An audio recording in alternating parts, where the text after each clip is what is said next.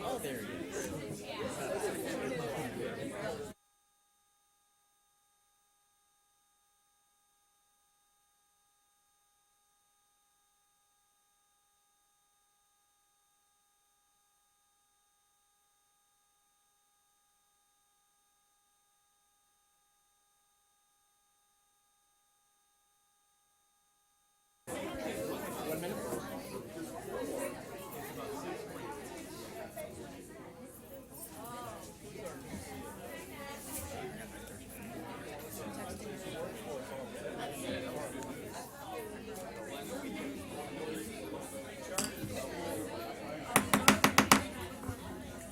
Hi, good morning, everybody. I'd like to call to order the Monday, June 5th workshop for the Lake County School Board. If we would first begin with a moment of silence, followed by the Pledge of Allegiance, please.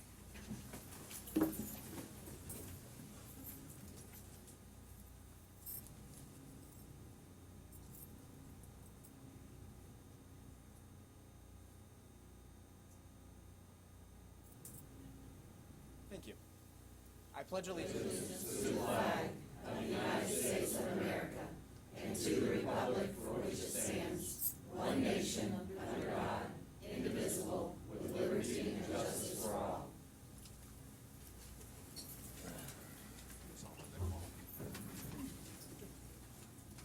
All right, thank you all for coming this morning. We've got a great group. A couple of very important items on our agenda today. But before we get to those, I have one public input card from Marie Dubois, so we'll go ahead and invite you on up.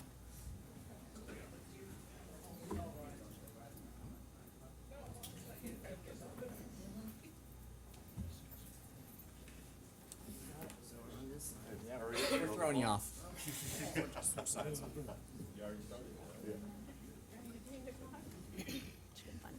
Last month, I had Marie Dubois, Howling in the Hills.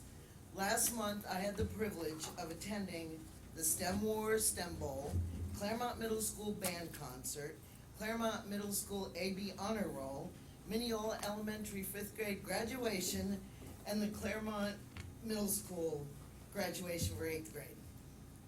I have to say that all of these events were top-notch. And I want to give a special shout out to the STEM Wars. It was amazing. We hear about the gap in education and outcomes. I have to say that what I saw at all of these events was a very diverse group of people that are doing exceptional things. And we often allow the negativity, both in the media and in the community, to overshadow the positive, and we let statistics blind us to what we see with our own eyes. And I just wanted to state publicly that all of you in this school district are doing some amazing things that will positively impact a large number of Lake County kids. And I want to say kudos and thank you. Thank you, Marie. Well, thank you for you. Those sorts of events are undoubtedly the best part of this time of year. So thank you for having the opportunity to be able to go out and experience them, and thank you for your kind words. With that, we'll move into the first topic on our agenda. Yes, parking was a little scarce today. Mr. Johnson said he took the last one, so you can blame him. Followed Miss Cronin to the backside and parked illegally, so. Our budget overview. Superintendent, turn it over to you. Good morning. I want to thank all of the administrators and staff and special guests that are here today. This is a very important topic and one that will set the stage for moving this district forward. So I appreciate you being here. It's also a topic that we all need to be very knowledgeable about. And to help us with that, I'm very privileged to welcome and introduce Dr. Jim Hamilton, who is with us here this morning. Dr. Hamilton is a lobbyist and consultant for Florida Public School Districts. He provides consulting services to school districts and superintendents with a focus on fiscal matters and district construction programs. He works as an individual consultant on behalf of the Florida Association of District School Superintendents, helping school districts with financial forecasting and planning. He also provides training for new superintendents on district operational and financial planning and serves as a consultant for school districts facing financial crisis, all on behalf of the Florida Association of District School Superintendents. Dr. Hamilton served as the Chief of Staff for the School District of Hillsborough County He was the Deputy Superintendent for Instructional Support, Assistant Superintendent for Operations, Assistant Superintendent for Instruction, General Director of Secondary Education, and a high school principal, all in Hillsborough County. He's pretty much done it all, including custodian, he'll tell you. He has a wealth of experience and a unique understanding of school and district operations, as well as a unique understanding of what's happening in Tallahassee. For me, he is a personal friend and my mentor, and for whom I'm extremely grateful and blessed to work with. So welcome and thank you, Dr. Hamilton. Well, thank you, Madam Superintendent. You're awfully kind. I'm not really all that wonderful, but I'm here to help. Board members, this is your time, not mine. I have a very structured presentation. I'm not very good at very structured presentations, but I'm going to try to stand with it so that I don't keep you here till tomorrow afternoon. We're going to cover in an hour what we've done here in 4 days, so that's exciting. I'm not sure I have that skill, but we'll give it a try. You can do this any way you want. My preference, because I think it would help you get through the material, be to run through the presentation and then take your questions and discussions. But if you need me to stop, say stop. Whoa, I don't get it. That's fine. Won't drive me crazy. My goal is to get everything presented and done in an hour, and whatever time left you need, or less if I'm lucky, we'll do. I'm going to do two things I've never done. I've done thousands of these things, but I've never done this. I've never, A, tried to use a PowerPoint. I'm not very good at being that structured. And B, I'm going to essentially read from a script to open and close so I don't kind of get involved in preaching instead of presenting, and that's a problem I have. So I have to try to avoid that as well. With that in mind, I would like to tell you that we're here because your superintendent requested the the Superintendent's Association to provide some support with regard to fiscal issues affecting Lake County Public Schools. I've reviewed the fiscal history of the district from the first calculation of 2007-8 through the first calculation of 2017-18, and in fact, a little later I'll refer you to what I think is going to happen in the special session, assuming that it doesn't blow up. I refused that, so I've reviewed the prospective outcome of the 2017-A special session. I've also reviewed the long-range financial outlook that must be approved by the Legislative Budget Commission by September 15, 2017, and that's included in the presentation so that what we're looking at is the past, the present, and the prospective future for the next 3 years. I am not always as good as the weather forecaster, and sometimes I'm better than the weather forecaster, but I usually get it pretty close to right because it isn't that complicated. It's knowing and listening to the leadership that's been elected by these people in this state and what they say they're going to do. And in 17 legislative sessions, plus, I don't know, a dozen or so special sessions, they pretty much always did what they said they were going to do, so it's not a big shock to me when they do. And secondly, to count numbers and do fourth grade arithmetic with more zeros. That's really all it amounts to. Now, if you can do those two things, you can do what I do.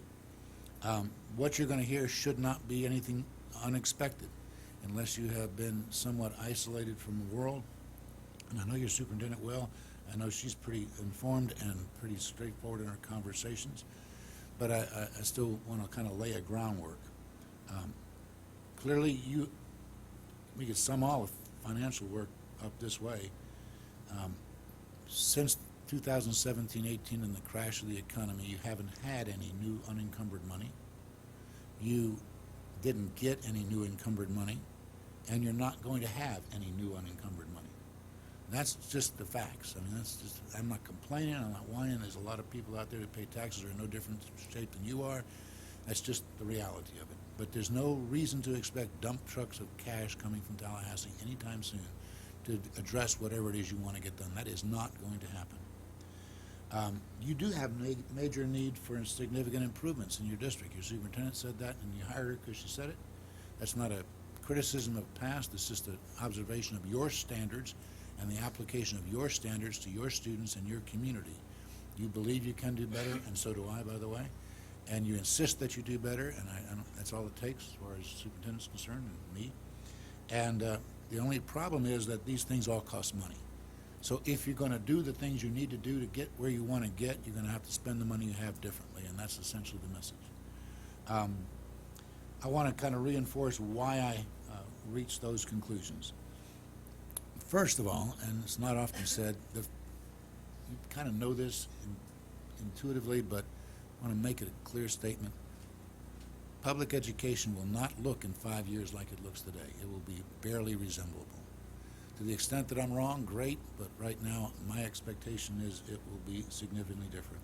Since 1999 in particular, and actually goes back longer than that, Lawton Childs and Betty Castor started this process back in the late 80s. Political leaders in the legislatures have preceded the current majority party. It's just a continuation of a trend. And in the executive branch have aggressively pursued doing two things: policies that continually increase the standards for performance for students, and policies that continuously and aggressively pursue the increase of parental choice authority to choose education providers. And those two trends are not going to be reversed. They're only going to be accelerated based on what the people who have been elected, want to be elected, and are in power have said that's what they want to do. There's a package of policies in the controversial House Bill 7069 that passed the regular session of the legislature. It remains to be seen what the governor's action will be. But I will assure you, as you're sitting in this room, those policies will be passed. If they're vetoed, they'll be back. We're going back in committee meetings in September. We have a January session. By March, there'll be law. They'll be packaged a little differently, but they're going to happen. You can take that to the bank. Richard Corcoran will not leave his last day as Speaker without those policies being in place. And I know the man well, and he does what it is he intends to do. And he has the horses to pull it off. Among other policy changes, the bill will vastly change the academic performance required for district-operated schools, particularly those whose students are operating at levels that result in poor school grades. It quite frankly lessens to a degree the demands on charter schools to perform at high levels. That gives them more time to recover a struggling school in poverty than you'll have. There's another bill that passed that further increased the tax credit scholarships or the voucher program from Step Up for Students and other voucher programs as well. And in reality, we don't have the time, nor is it really that important, but there are a number of those programs that provide more money to the students receiving the vouchers than a similarly situated student generates if they're working in your schools. That's a problem to me. Philosophically, I smacks of a dual school system, but we haven't been able to change that just yet. Given the initiatives in the last 2 years and what I see coming forward, also based on who has been appointed to the Constitutional Revision Commission and the previous outcomes from the Constitutional Revision Commission, I expect a full-grown voucher program to be in place within 5 years, for better or worse. There's lots of good things about that. There's lots of bad things about that, and one of the problems is if that happens, that becomes an entitlement to 400,000 or 500,000 students who receive no public dollars, and that's a couple of $1 billion that nobody seems to know where the money's coming from. That's one of the problems. Others, but that's one. But for our purposes in trying to explain what motivates me to try to be aggressive about your pursuit, the debate about school choice is over. It's here. It's going to expand. We can talk about other things. There's no point in having that conversation. If you're going to be a provider among several in a market-driven environment, you've got to be the best provider, or you're going to lose your students, which means you're going to lose your business, which means you're going to close your business, because that's what happens in business, and that's the business that you're in. If that sounds a little shocking to you, it shouldn't, but it's a reality. We'll wind up, if you're not a high performer, you'll wind up with all the kids who somebody else doesn't want. And that is not fair to them, and it's not fair to the taxpayers, and it's not the best way to deliver high-quality educational services. The best way to do that is to be the best. If you're the best, the other people won't be able to compete, because if you're the best, you win. That's just the realities of it. Don't believe that? Ask Lou Saban. He'll tell you how it's done. Okay? So regardless of those policy directions for choice or anything else, you want to do the things that we're talking about, your superintendent has talked about in the places where we'll close this discussion. And to do that, you need to find the resources necessary to get that done. That's just the facts. The other stuff is almost a distraction that's not important. Because whether you had a competitor or not, why would you want to be less than great? Why would you want to be less than the best? I've been in a lot of jobs. I've never been to a pep rally where kids said, "We're number 2." You ever been to one of those? I haven't seen one of those. Why would we be any different? You know, that's not what we're here for.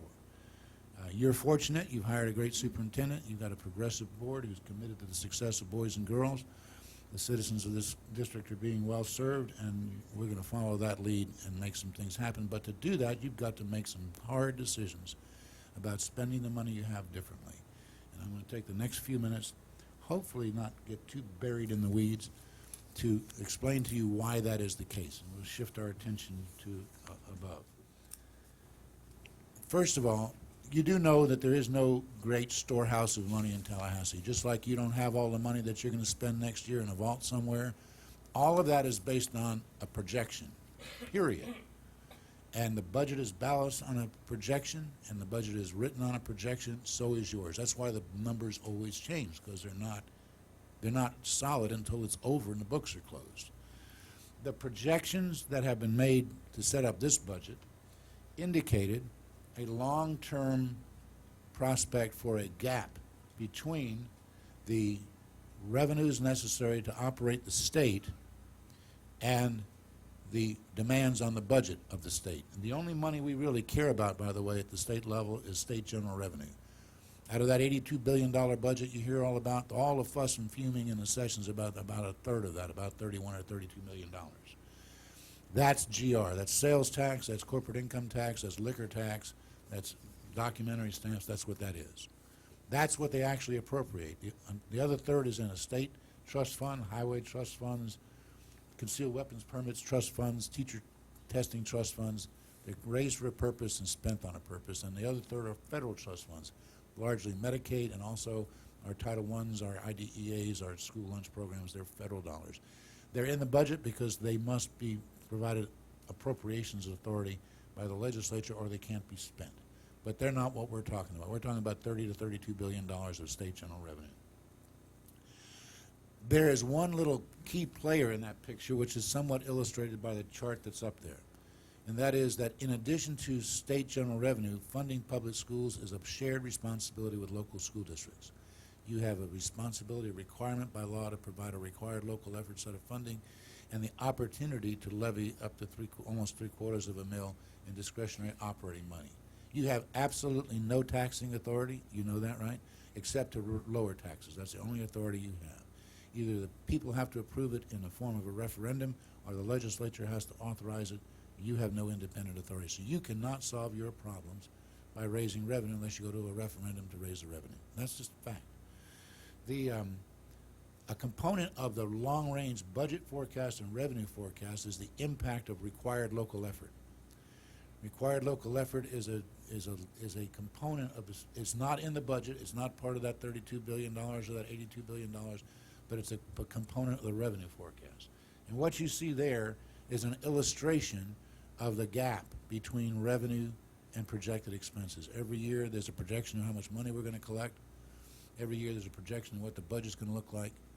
And the Constitution requires, Tom Lee, when he was Senate President, got it put into the Constitution and statute, that we must operate off a 3-year forecast. That makes pretty good sense to me.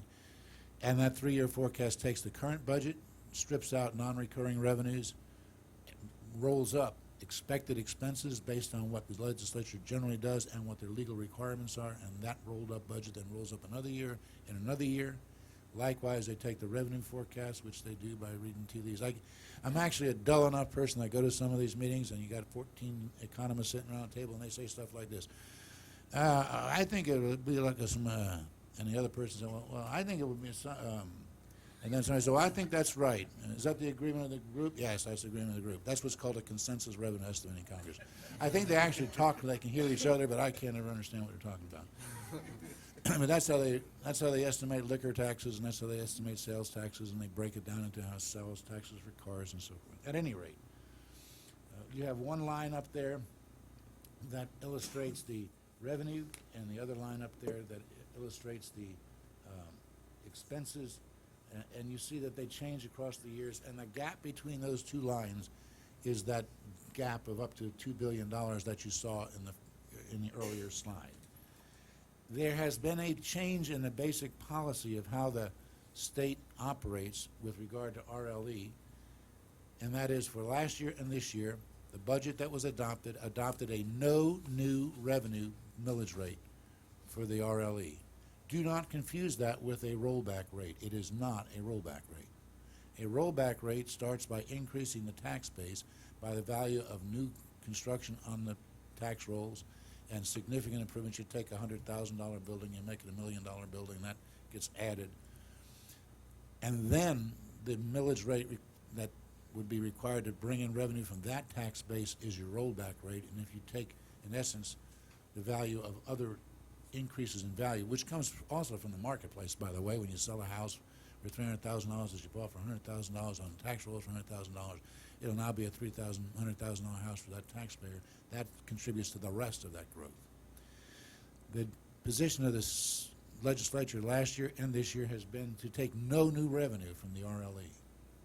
That's about $550 million that are not available to fund public schools. And there's not an additional $550 million of GR to fully replace it. They talked about replacing it. They replaced some of it. I can take a lot more time than you want to take to show you all the details of the numbers, but it's not fully replaced. And going forward, it creates a continuing gap. So what you see there is that higher line is the gap that grows.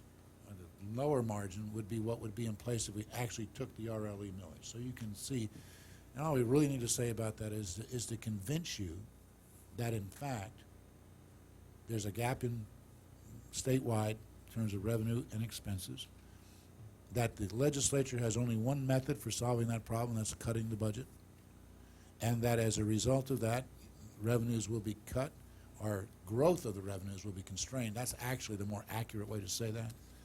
It isn't that they're cutting the base budget, they're cutting the projected budget, the increase in the budget to match the deficiency between increased revenues and increased expenses. Budget costs are increasing faster than budget revenues. They're going to slow the growth of the budget. That's part of what happened this year. Okay, there's nothing bad about that. That's not a criticism. That's just a fact. That's just like saying it's cloudy outside. You know, if you want the sun to come out, you got to wait. You got to get in an airplane, fly above the clouds. But that's just the way it is, and that will change if and when the people who are in charge change and say we're going to raise taxes. I'm not holding my breath. So, on slide 9, you can see that position is what they are. We are looking at kind of what I've tried to do on the report that you had. This is a little bit complicated. I'll try to simplify it. In essence, I'm trying to project the September 15th, 2017 long-range forecast, which will be different, okay? Currently, the budget that was passed, the one that passed, not the one that the governor acted on, had about $1 billion more in revenue than was appropriated. I hope you do the same here. They never spend every dollar. That's not mean, that's smart, because tomorrow the thing could fall apart, and it'd be a good idea if we could at least keep the lights on for a week while we figure out what we're doing. And that's what that's about. The original projection a year ago built that in. So if you took that as a case, and then I kind of tried to take what was projected in the long-range forecast that was already approved and modify it based on what happened, the result is that next year's shortfall, which had been $1.3 billion, has been reduced to about $600 million. And that's not, entirely accurate, because in addition to the monies that I've indicated was the increased budget for this year, I left out some stuff because I just didn't have the time to do the research. For example, it's not just the General Appropriations Act that spent general revenue. House Bill 7069 spends $413 million. It's not in the budget, but it is spent. House Bill 7022, I think that's the number, the FRS and employee raise package has $177 million appropriation in it for employee raises. There's a $1.5 billion trust fund authorization for Medicaid because the low-income pool money has been promised to it, but we don't have the facts to draw the money down, so they have to authorize the spending, and then they'll modify the budget to use it if we actually get the money. So that number is $605 billion. That deficit is actually a little bigger than that. I also assumed that the governor's veto money, because he always vetoes stuff, which is not a bad thing either, by the way, just the facts. And just as an editorial comment, a good chunk of what he vetoes I would have vetoed too. And that's true for every year that I've ever seen him act. A lot of howling goes on, but a lot of the money he vetoes are not policy-driven dollars. They're dollars based on I got a favor and this is how you pay me back. That's not evil either. That's just the nature of the political process. But I like policy-driven things so we can predict them and count on them and build a process going forward to help boys and girls, and that's what you need to do that. So he cut about $400 million in budget, but he's bringing this legislature back to spend it. So it will not be available to change the roll-forward amount. So that number will still be there. There'll still be a deficiency between the projected revenues and the projected expenses, because all those expenses that are not in the budget are recurring expenses that will be in the roll-forward budget, even though they're not in the General Appropriations Act. Are you nuts yet? Am I driving you crazy yet with this? So I'm trying to convince you that going forward, this problem is not going away. That's the whole point of that. I hope you have enough trust in my work and my credibility that I wouldn't tell you a lie, because why would I tell you a lie? I don't get paid more for lies than I do the truth, actually less, because then they find out you lie and they don't ask you back. So that will be different than the numbers I forecasted, but the concepts and the gaps will be still in place. That you can count on. There's nothing in the forecast to indicate that that would be different.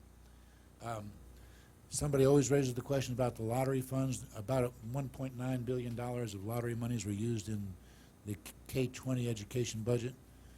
A chunk of that, almost $450 million, went into the FEFP. Some of that's non-recurring money, and that's what this points out. We spent about $200 million more of lottery money in this year's budget than is forecast to exist in future years' budgets. So the lottery funds are not growing aggressively either, so that's not going to be a source of revenue to solve this problem. That's the only point of addressing that in the first place.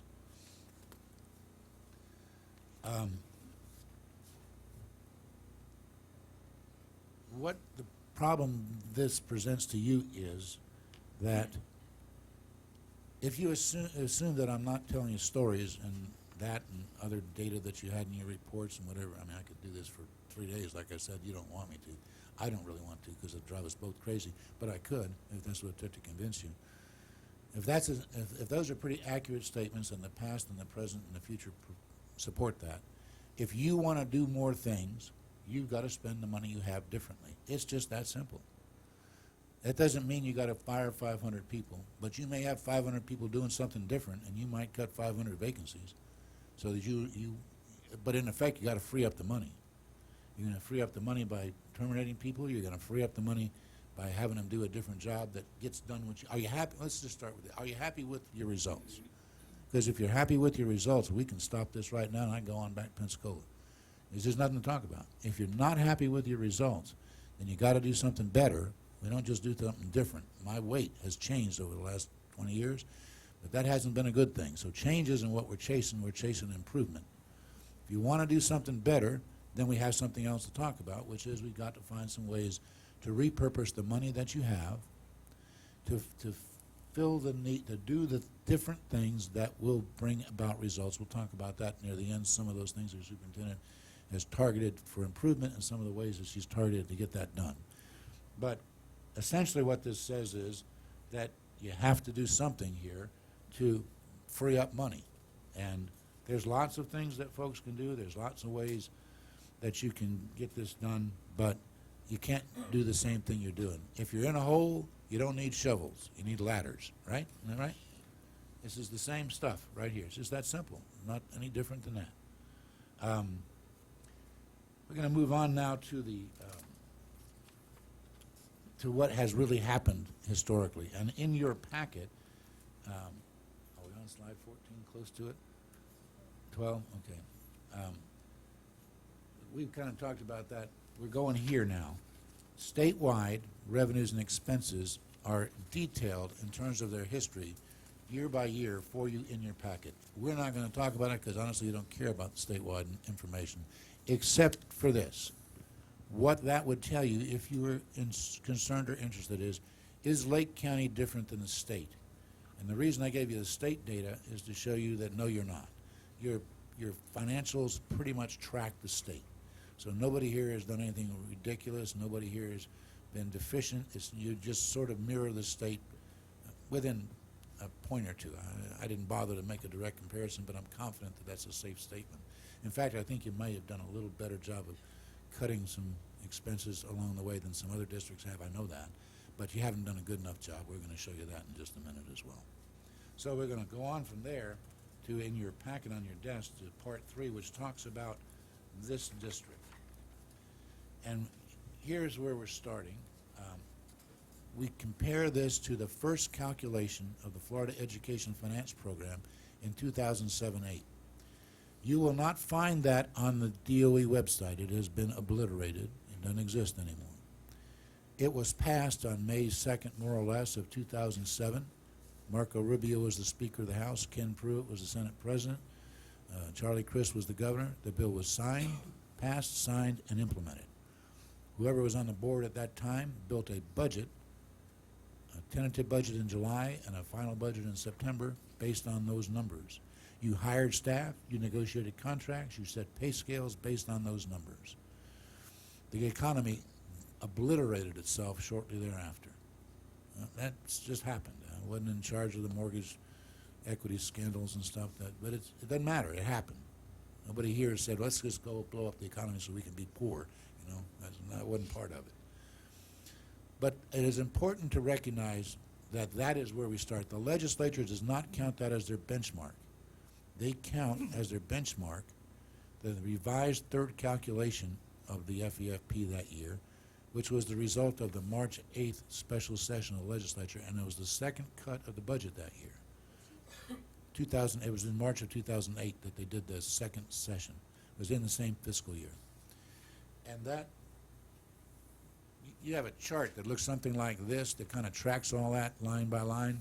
We're not going to, this discussion kind of tracks this chart to a degree. On the website, you'll find the revised third calculation, because there was an original third calculation and there was a revised third calculation. There's a statewide chart that tracks all these numbers, and there's a district chart that tracks all these numbers for you. At the end of the day, the important point is that if we don't recognize this, we don't recognize that statewide we cut about $560 million in that fiscal year. In this district, that's a 1.5% of that money, so you had to make some major cuts, the second half of which came in March, and you had until June 30th to affect them, which is pretty hard to do in the real world. So we need to understand that that's your budget cutting starting point. That's why we put that up there.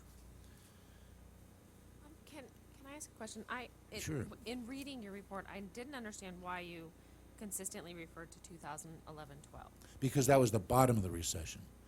And my advice to boards at the time was, at the end of the day, if you didn't rebase your budget to that bottom point of recurring revenue, you weren't properly positioned for the recovery. Because, as it turned out to be true, you got a lot more money since then. Since the bottom, you've grown about $45 million, but 60% of it was pre-spent by the legislature. Now, that is not a set of curse words. They pre-spent it on some good things. You might have decided to spend it on those very same things, but it didn't pay the light bill. It didn't handle the increase in health insurance. It didn't take care when diesel fuel went up. It is just, they made those decisions. And we'll talk about specifically what they were and how much they cost you along the way here. But it was and I knew that would happen. In 2007, 11, 12, this is it's discussed here, but let me just hit it while she brought it up. At that bottom point, statewide, it's easier to remember statewide than the 30 districts I worked with. Yeah, we were at about $16.6 billion in state and local revenue in the FEFP. That's on one of those charts. We actually had about $850 million to spend from a change in the FRS system, and we actually were told to carry over from the prior year $550 million of the teachers' job funds, which was part of the Recovery Reinvestment Act. So you had more money to spend that year than the FEFP provided, but that money was clearly going away. And if you didn't take action while you had it to cut the expenses it was supported, you would not be rebased to the place in the budget where you needed to be to recover. And nobody did, by the way, or at least nobody I've worked with. Somebody might have. Orange County took care of that problem a different way. They went to their voters and got authority for an additional mill, which essentially filled that gap. And they've got it renewed, and that's another way to do it. Sarasota County does that, a couple of others. That's an option. But if you don't do that, then you only got two things you can do: cut your fund spending or spend your fund balance. And you did a lot of one and a little of the other, and that's what you did. That's just the facts.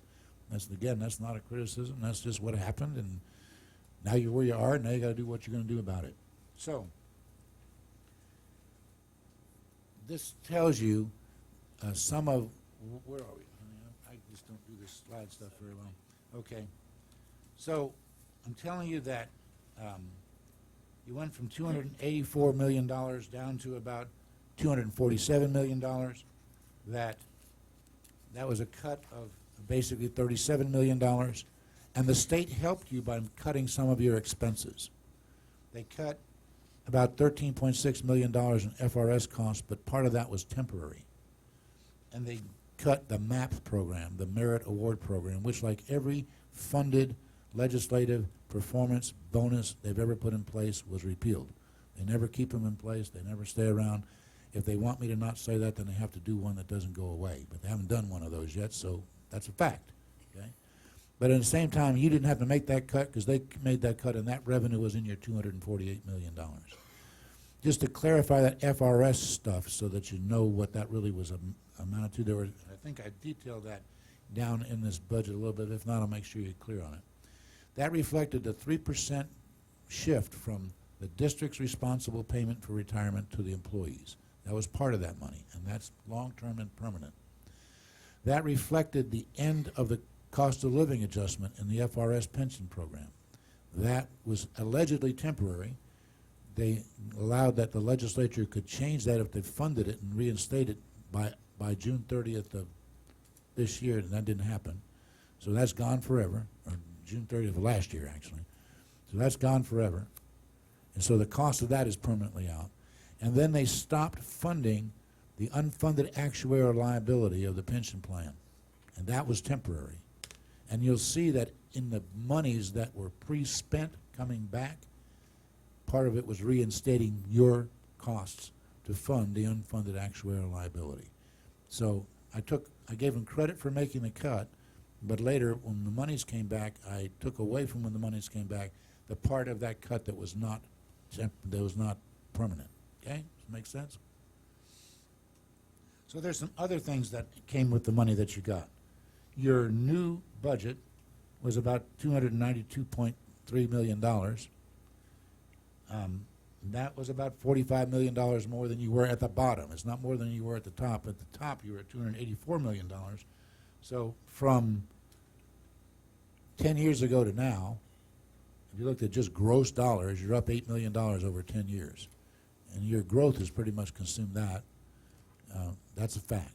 But again, some expenses were cut. You cut some expenses. There's some changes.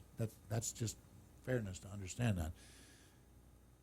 The year that the budget crashed, there was about a $1.2 billion increase in the FEFP. It was about 6% more or less at the time. And people were widely enthusiastic about that. But realities were that half that money was to fund the final phases of class size reduction. Only half that money was available for district discretionary uses, and some of that was tied up in MAP. And I say that to remind you that even in those days that people will tell you to harken back to, the wonderful old days, you rarely got discretionary money to spend more than 2% or so. And I can take you the rest of your life to show you that, but for 15 years, that's pretty much the truth. So again, don't wait on truckloads of money to solve your problems. You've got to spend your resources differently. There's no historical precedent to indicate that that will occur. None that I can tell you about. So with the extra money came some requirements.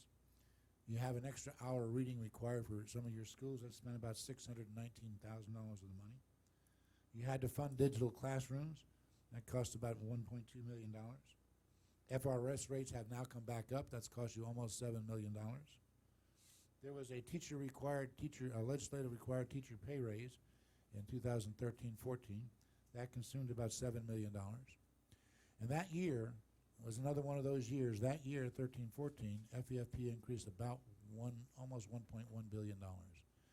But of that money, right off the top, $480 million went to the teacher pay raise, and $300 million went to FRS rate increases. So what was left was virtually all consumed by growth. So there was, again, no new. Now, that doesn't mean that was a bad thing to give teachers a pay raise and make sure that all your employees had a retirement system. That's not bad. You might have chosen to fund salary increases and benefit increases if you had been given the independent authority to do that. But don't act like we got really $1 billion to recover from the recession. That's the point. Except to the extent that that FRS rate increase and that salary increase was a recession recovery, you still couldn't pay for the fact that the diesel fuel prices in 2007-8 were about $1.30 a gallon, and they're not anymore, for example. And your health insurance prices are probably up. I don't know. You've done some aggressive things to try to control that cost, which is wonderful, but you're still facing cost increases because that's the most inflationary part of the economy. And nobody can avoid that fully except if you die. Then you don't have to pay it anymore. That's the only way out. So you've also had some other things happen that I think you should pay attention to. You grew some kids, and paying for that increase of nearly 1,000 kids cost you to spend about $6.3 million of that money. And likewise, there have been changes in the BK scholarship program, and those vouchers are now available to 504 kids and some folks that weren't before. Your costs for McKay scholarships have gone up from $884,000 to $3.4 million. Again, I'm not commenting whether that's good or bad, but I'm telling you, that $3.4 million is in your budget like it's yours to spend, and it's not. So if it isn't yours to spend, you got to act like you don't have it, because you don't. And the same is true for charter school expansion and so forth. That's, again, not a commentary on whether that's good or bad. It's just a fact. If it's their money, not yours, then don't act like it's your money and take it out of the money you think you have to deal with before you start making decisions. Failure to do that is a formula for disaster. So when we did all that stuff and moved on, we found out that you had about $24.5 million of new expenses to go along with that new money, and you had about $20 million worth of new revenue that wasn't encumbered. And I do all the arithmetic for you here that you can see it. So what I did was I took your bottommost budget in 2011-12, that would be on slide 19 somewhere, I think that's what she's got up, and I added to it the monies that was added to your budget that wasn't pre-spent, and that would be your rebased budget. That's the money you actually have to spend over and above what you actually had to spend that was recurring revenue, what is now going to be 6 years ago. Because this takes you all the way forward to next year, okay? That is the reality of it. So then I tried to figure out what you had to cut by comparing your high point in 2007-8 to what is now your rebased budget, and that's what the rest of this little machination's about. And so you needed to reduce about $17 million of recurring expenditures. There are some things that did occur. You did, in fact, get that FRS rate decrease, which part of it was accounted for in the reduced new revenue. You did do away with MAP program, but to be fair, you have to take that into consideration in reducing your starting point. Your cost for McKay scholarships is something that was still a cost to you, and kind of driving forward aggressively so that I don't put you to sleep completely. We then tried to get into this fourth part of this document, which you'll just flip on to slide number whatever it is, 23. Some of this I don't need to beat to death because I'll wind up beating you to death. Here's a bottom line number for you. There's not been sufficient revenue to cover the cost increases that you have, and your non-FEFP revenues have not increased. So what you had left is you had to fund these things that you actually, I could identify kind of quickly and easily.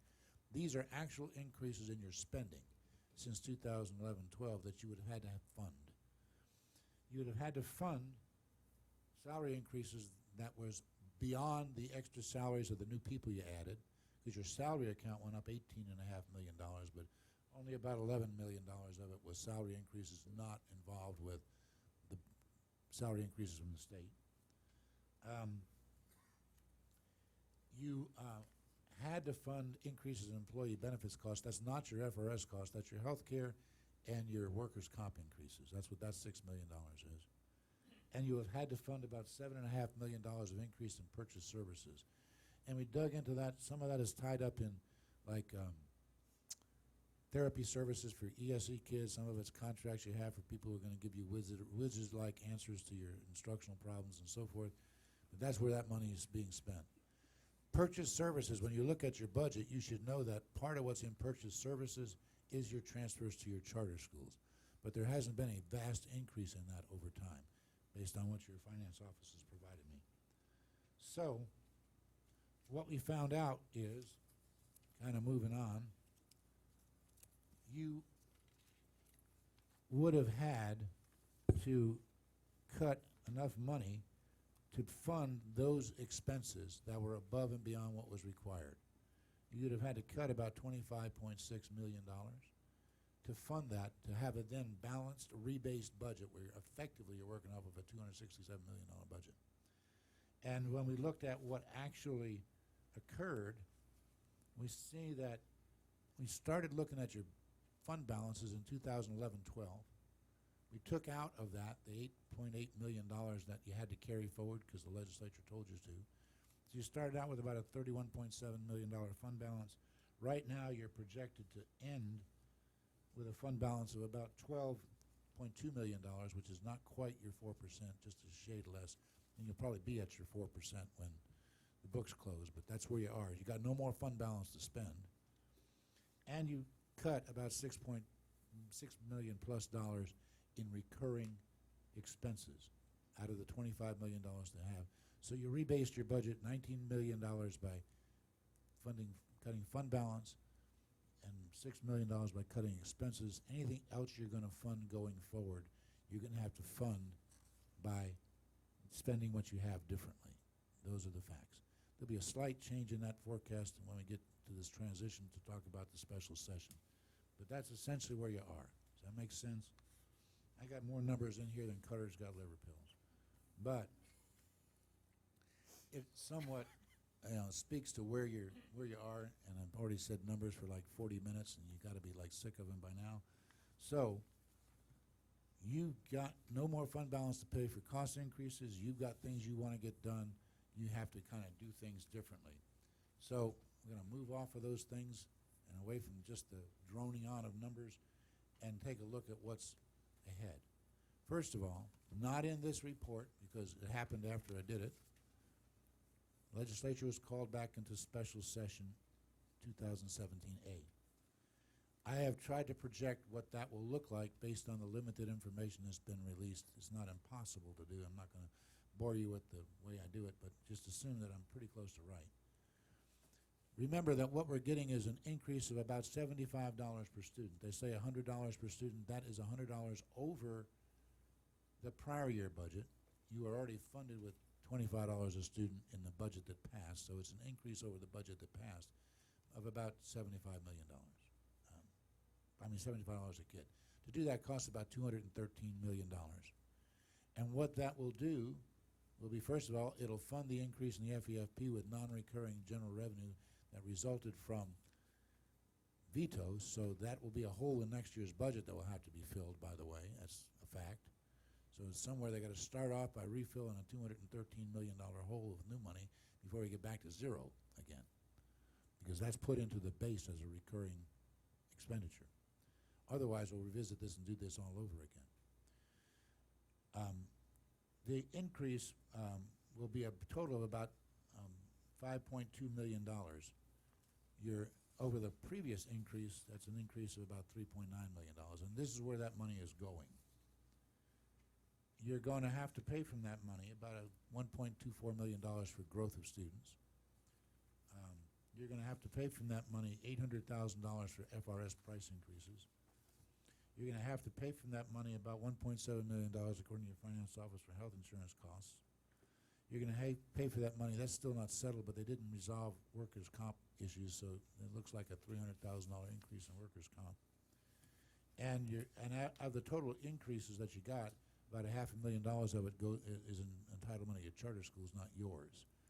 So out of your total newly calculated increase in funds, what you have to pay for expenses going forward, other than the ones we've paid for, FRS rates, health insurance, workers' comp, charter school increases, is $660,000. Now that's a vast improvement because on the previous budget you were negative, more or less by $3 million. That's where you were. You would have had to cut $3 million to be exactly where you're going to be. So it's not a bad thing they did. We're great to have it, but it certainly is not a problem solver. It's just a recalibration to kind of put us at a starting point that's more reasonable. So I'm going to kind of wrap this up. I'm close to where I want to be in terms of not taking up all your time. Says to me that the data are very clear. The recession left a structural shortfall in the district's operating budget of about $25.6 million. That's what all that rigmarole got me around to conclude. That you consumed about $19.5 million of fund balance over the years to fix it, and it cut about $6 million in long-term spending. And that your fund balance is now at the minimum that you prescribe by your policy, so you can't spend any more of it. Also, that your capital outlay program, which is not part of this work, but it's something to remember, is from the beginning of the recession to now, your local millage raises about almost $15 million less a year than it did 10 years ago. Nothing costs less than it did 10 years ago. So that's a problem. You got a whole different capital outlay issue that could take another week to deal with. But you already know that. That's not news to you all. I just want to make sure you understand that in addition to these problems, you got those problems, because there are some districts that don't have those problems and they kind of steal from that pot to fill this pot. That's not an option for you either. So you can't likely depend on new unencumbered FEFP revenues to do what you want to do. If the no new RLE revenue policy continues at the state level, we'll be particularly stressed. And I'm telling you now, and I hope I'm wrong, by the way, but I do not, I have a responsibility to tell you what is the most prudent course of action, not what would be the most thrilling course of action. That you should assume that going forward, just as I told my clients in 2015, and those that tracked it won, and those that didn't. I told them in 2016 the same. There's no reason to believe that an FEFP increase next year or the year after that or the year after that, based on, I haven't looked further ahead than that because there's not data further ahead than that, will be better than funding growth in 1%, unless there is a major shift in the expenditure priorities of the legislature, because there won't be money to fund more than that unless they say, we're not going to do this, we're going to do that. And I can tell you right now, Joe Negron, Senator Negron, the president, is driven on this business that he wants to do with the university systems, and he's only done half his work. He's projected to spend $1 billion. He only spent $500 million this year. So I know where the first $500 million is going right away. Medicaid is a voracious consumer of money, and at the end of the day, people die. So I understand the urgency there. It's just that simple. I'm not going to argue about that. There may be better ways to do it. And I do believe, by the way, just as a word of unnecessary endorsement of your legislators, they have really tried hard over the last several years, and in some pretty creative ways to find a better model for that. They haven't gotten there yet, but I think they're still committed to do that, and hopefully they'll achieve that. And they're certainly dedicated to doing it. But it sure isn't easy. So I've been here for a week. We talked with your superintendent and the staff, and I absolutely have to tell you, you'll not only have to operate in this stressed fiscal environment, but if you're not the greatest provider of services, you're going to lose your money and your customers to your competitors, period. Period. So you have to figure out how to deal with that, too. Now, I don't want to beat up on people who aren't present, but I worked for several years with Jefferson County Public Schools and tried to explain these same things to them. They were not particularly responsive, and they virtually no longer exist. So don't tell me it can't happen. And that was a vibrant, successful school district 15 years ago with a couple thousand kids and high performance grades and so forth. And now they are charter run and no longer exist as an entity, and they got about 600 kids left in the district. And there's not 600 kids who live in the district. There's just 600 kids left in the district. So don't tell, and I'm working with 2 or 3 more districts that are kind of like next in line, you know. I guarantee you it is the intent of the legislature to give you a stiff enough set of competitors so that you'll have to earn the business. Does that mean you can't? I hope not. I believe you can. I am absolutely convinced you can. You got the leadership in place. You got some great kids in the district. You got a great community to get engaged. You can make this happen. So we try to think about what it is that would make this happen and what it is we would want. Because now we're talking about not how are we going to increase our revenues and sustain our revenues by being the best in the marketplace. That's really where we are now. I mean, period.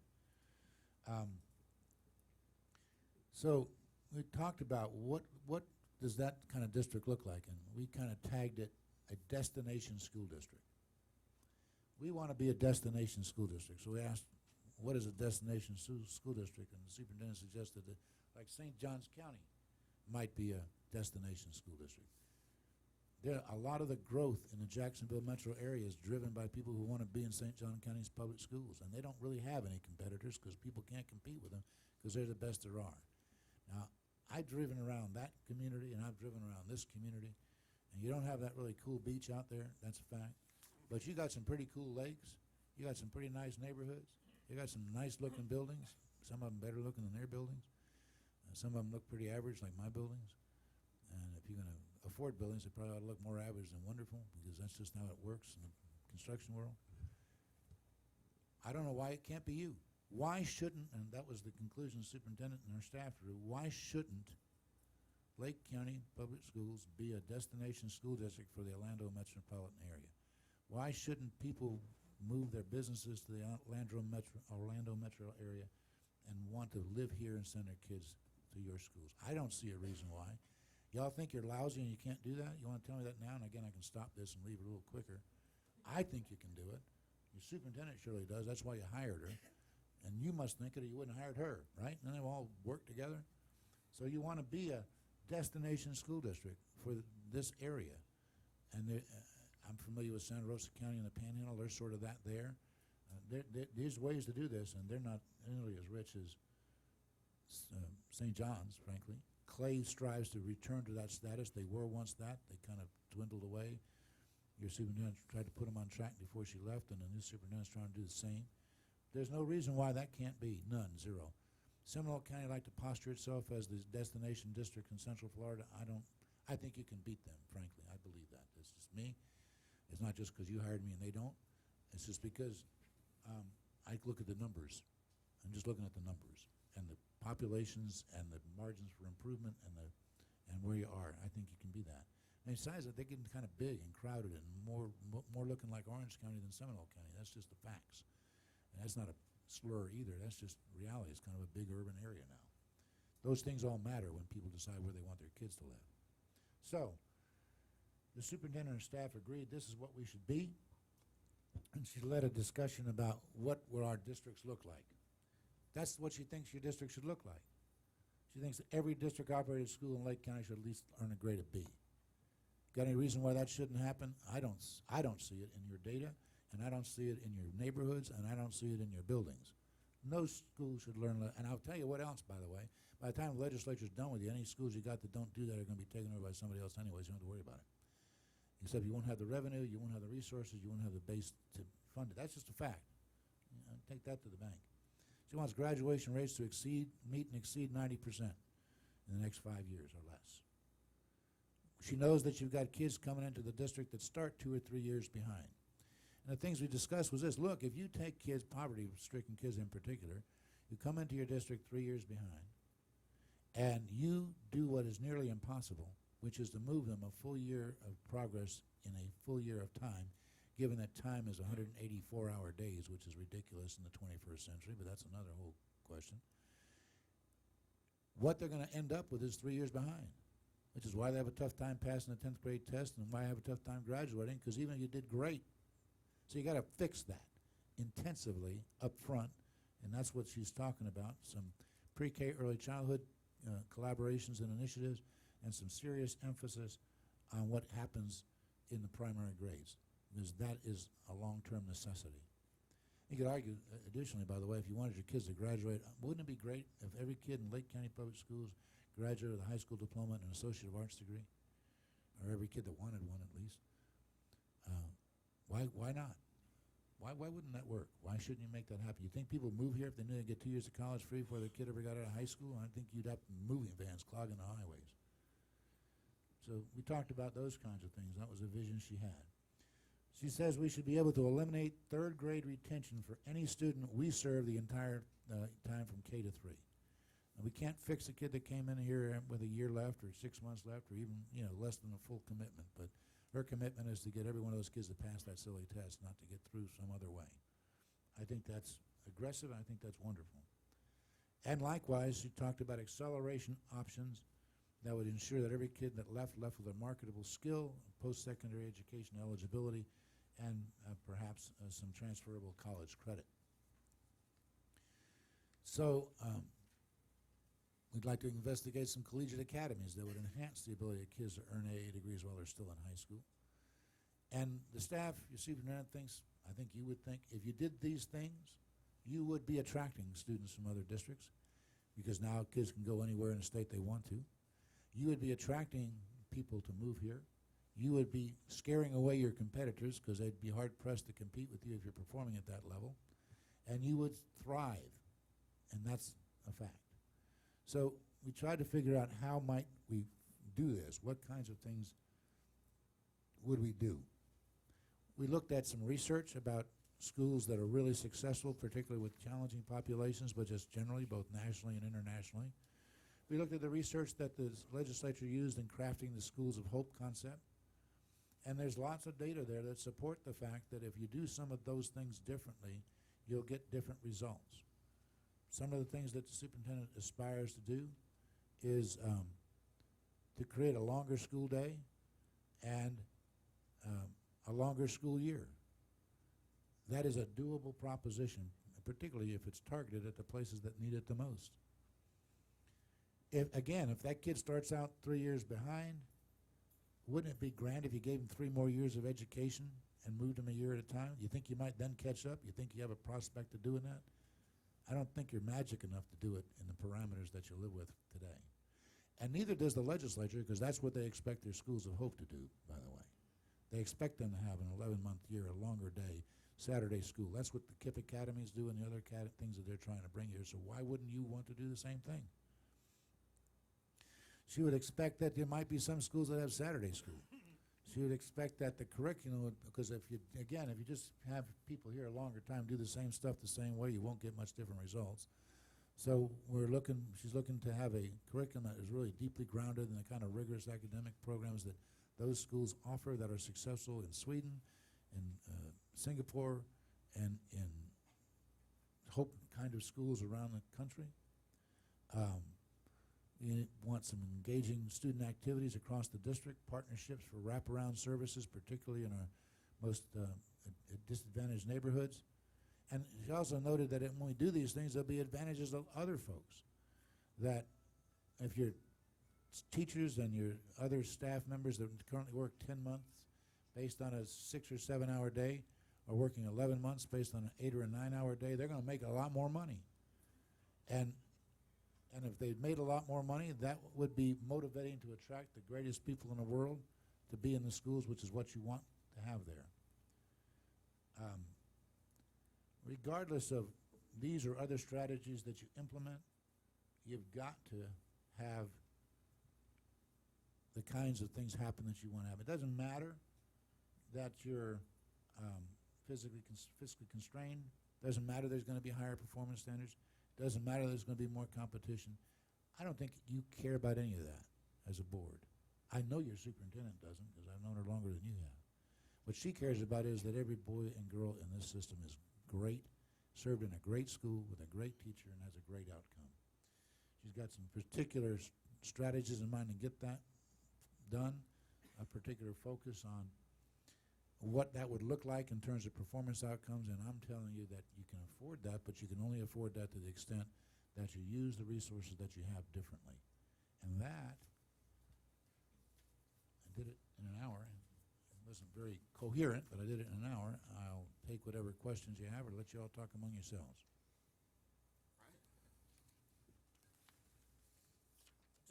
Just for my own clarification, that $5.2 million that you came up with for a projected increase, what'd you say you were using as the Lake County basis for I- the BSA?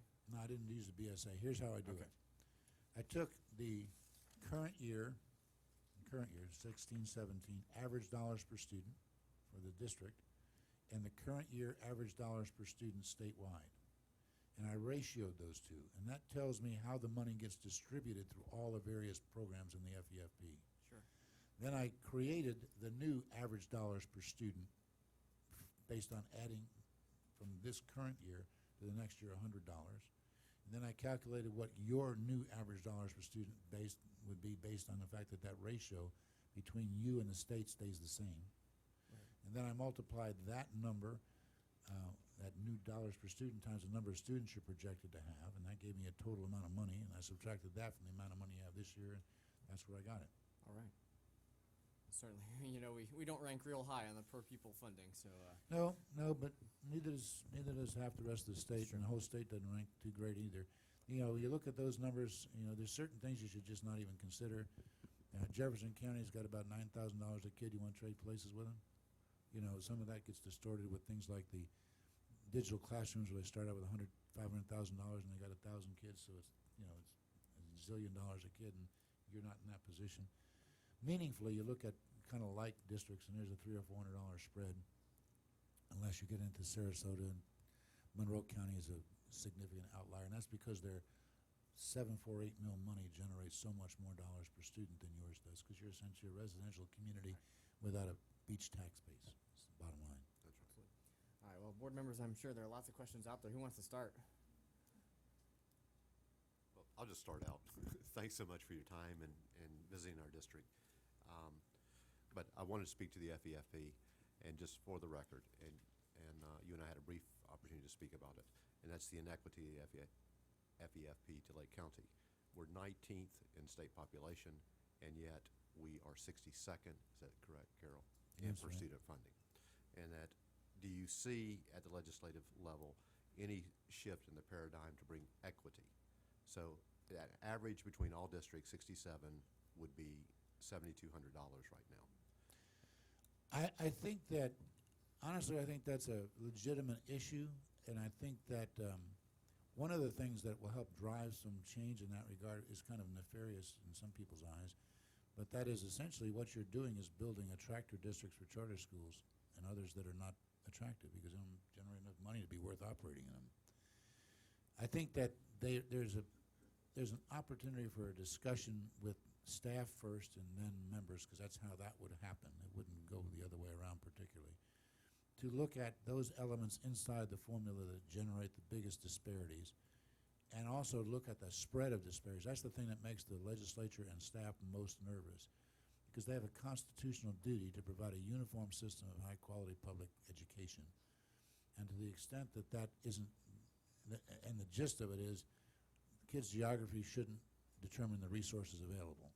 And that actually has been a genius of this state system, because in parts of the country where you could be in a very rich suburb and get a $27,000 a year education, and somewhere else where you get a $5,000 a year education, that hasn't worked out too well.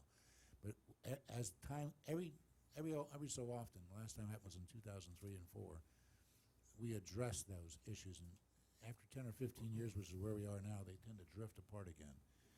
The district cost differential causes a little of the distortion, but more importantly is the distortion that comes from the impact of the discretionary millage, because it is really enormous. And if you want to look at that, and I gave superintendent some data, but it's easy to find.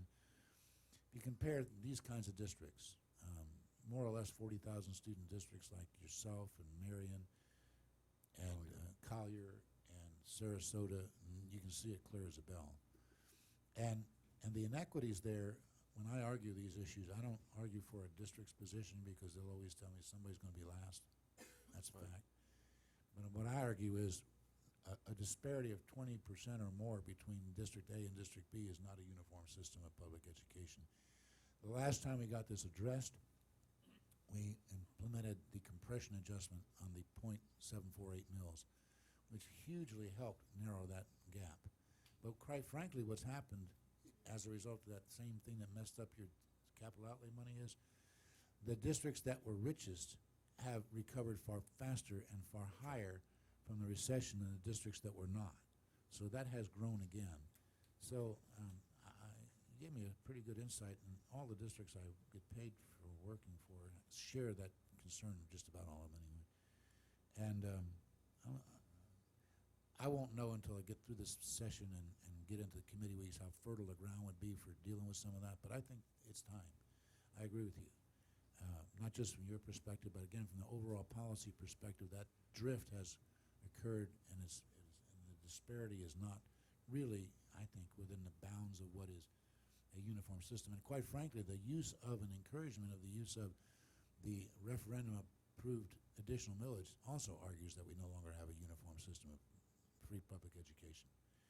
And while it's fine for the voters to exercise that authority, I think there's a certain responsibility for the legislature as that becomes more of a trend that's necessary to support the programs that people want, that they ought to be looking at whether there's really enough revenue in the program to be adequate.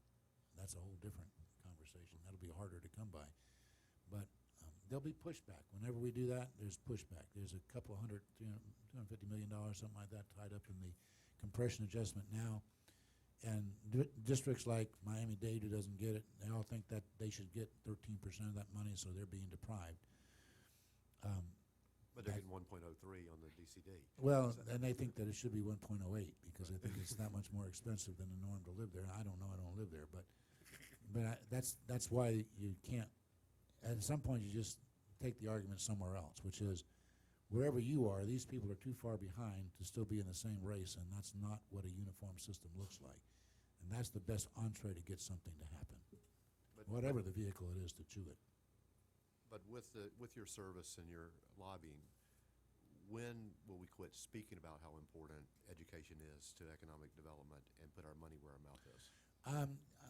I don't know, honestly. I think when we actually feel the penalty of not having it, and currently there's not a perception that's the case, and there's a certain willingness to create a dual school system for those people who choose to choose choice and those who don't, that's perceived as an outcome. Now I can tell you, I don't win this conversation, but I have it.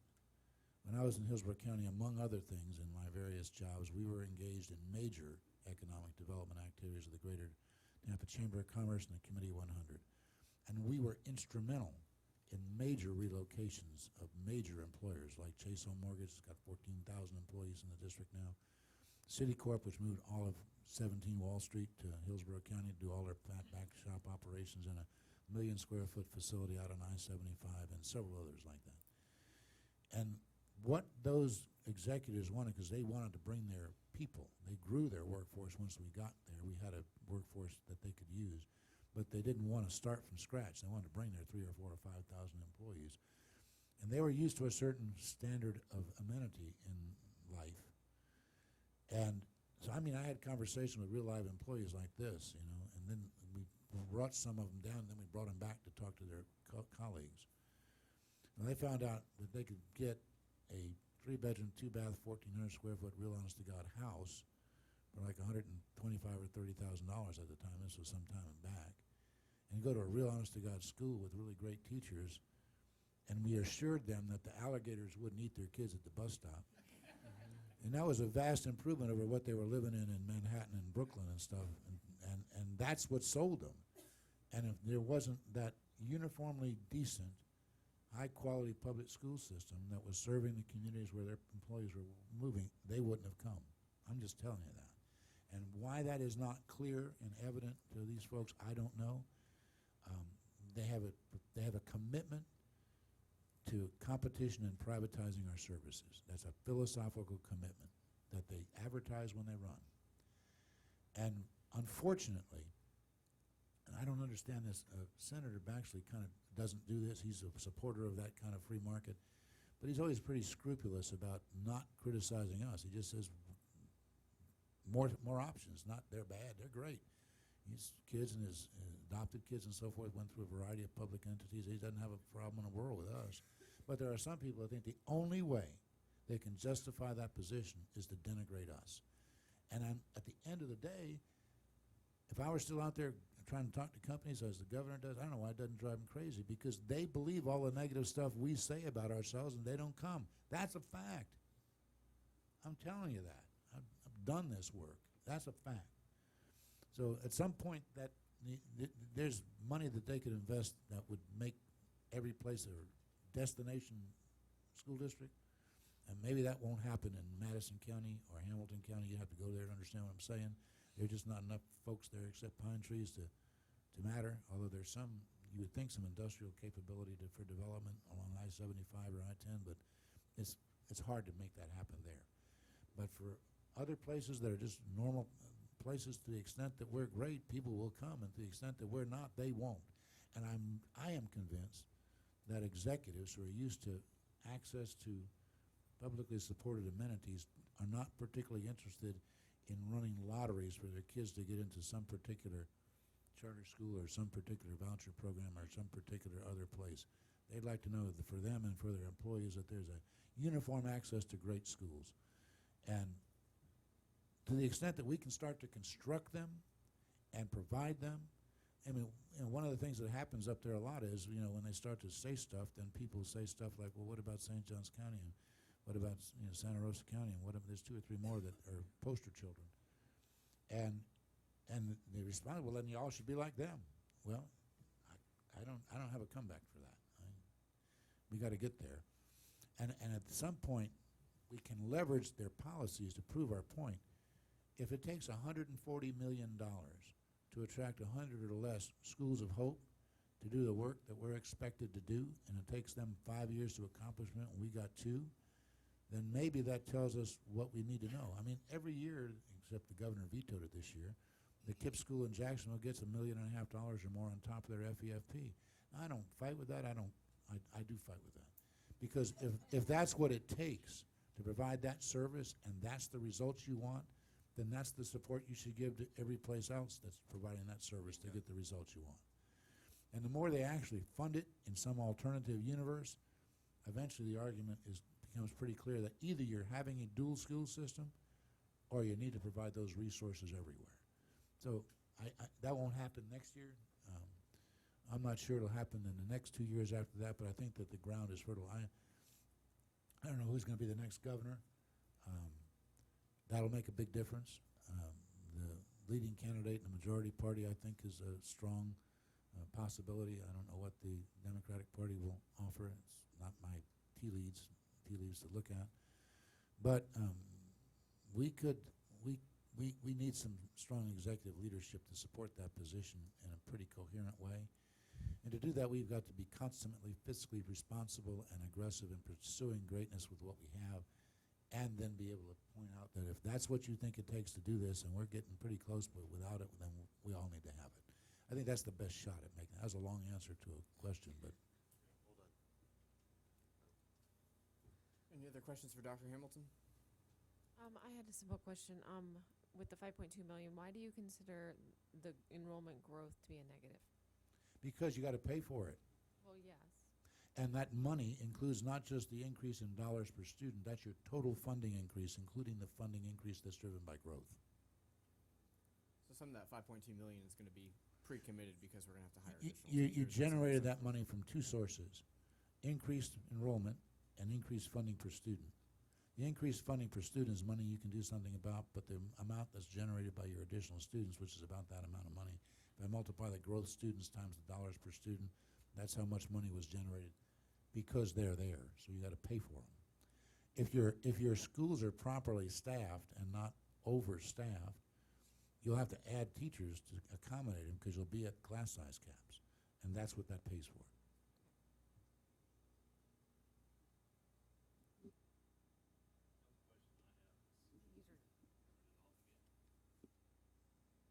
Turn it off again.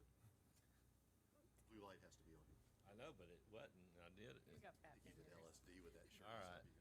But my final question, or your final number, 660, because we were given a little different figure by our own staff and everything earlier, a little higher, but I just want to question, is that a final figure after some cuts have already been made in positional cuts?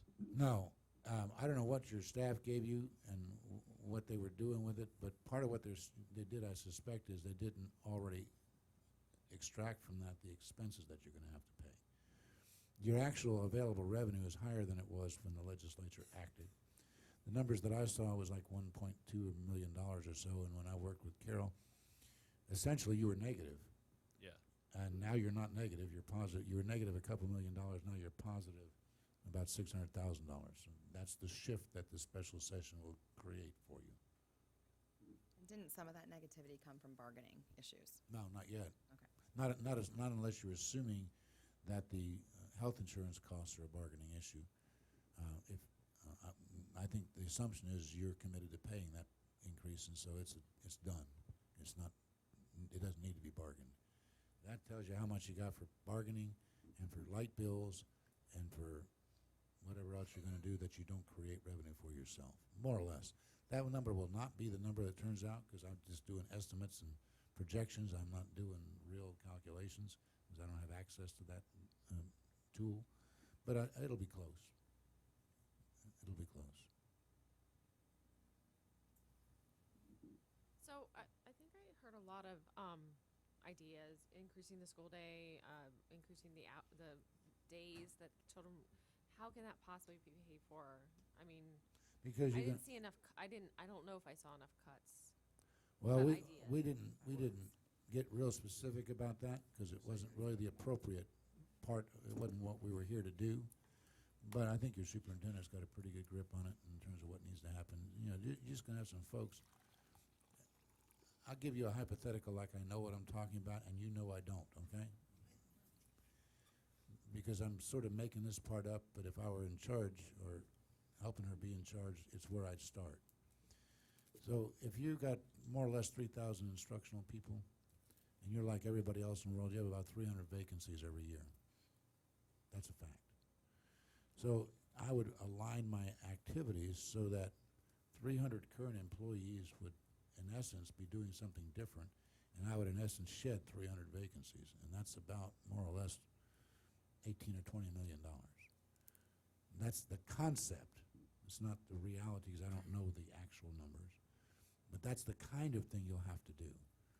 So that, for example, if it was determined, now I'm really making stuff up because I don't want a controversy among your employees, but if you have 100 people who are supporting teachers through this, that, or the other instructional activity, and you decide that those 100 people would be better off in front of students, then they would be moved to fill the first 100 vacancies, and the vacancies that were shed would have been their former jobs. They'd probably still make the kind of money we're making because they'd be in high performance requirement positions, but they'd be in front of kids, and the vacancies that occurred in front of kids would be filled by them, not by a new hire. That's the concept. So it sounds to me as if the conversation's starting to shift a little bit, and perhaps it might be appropriate for that now, as we've heard and seen some of these big initiatives.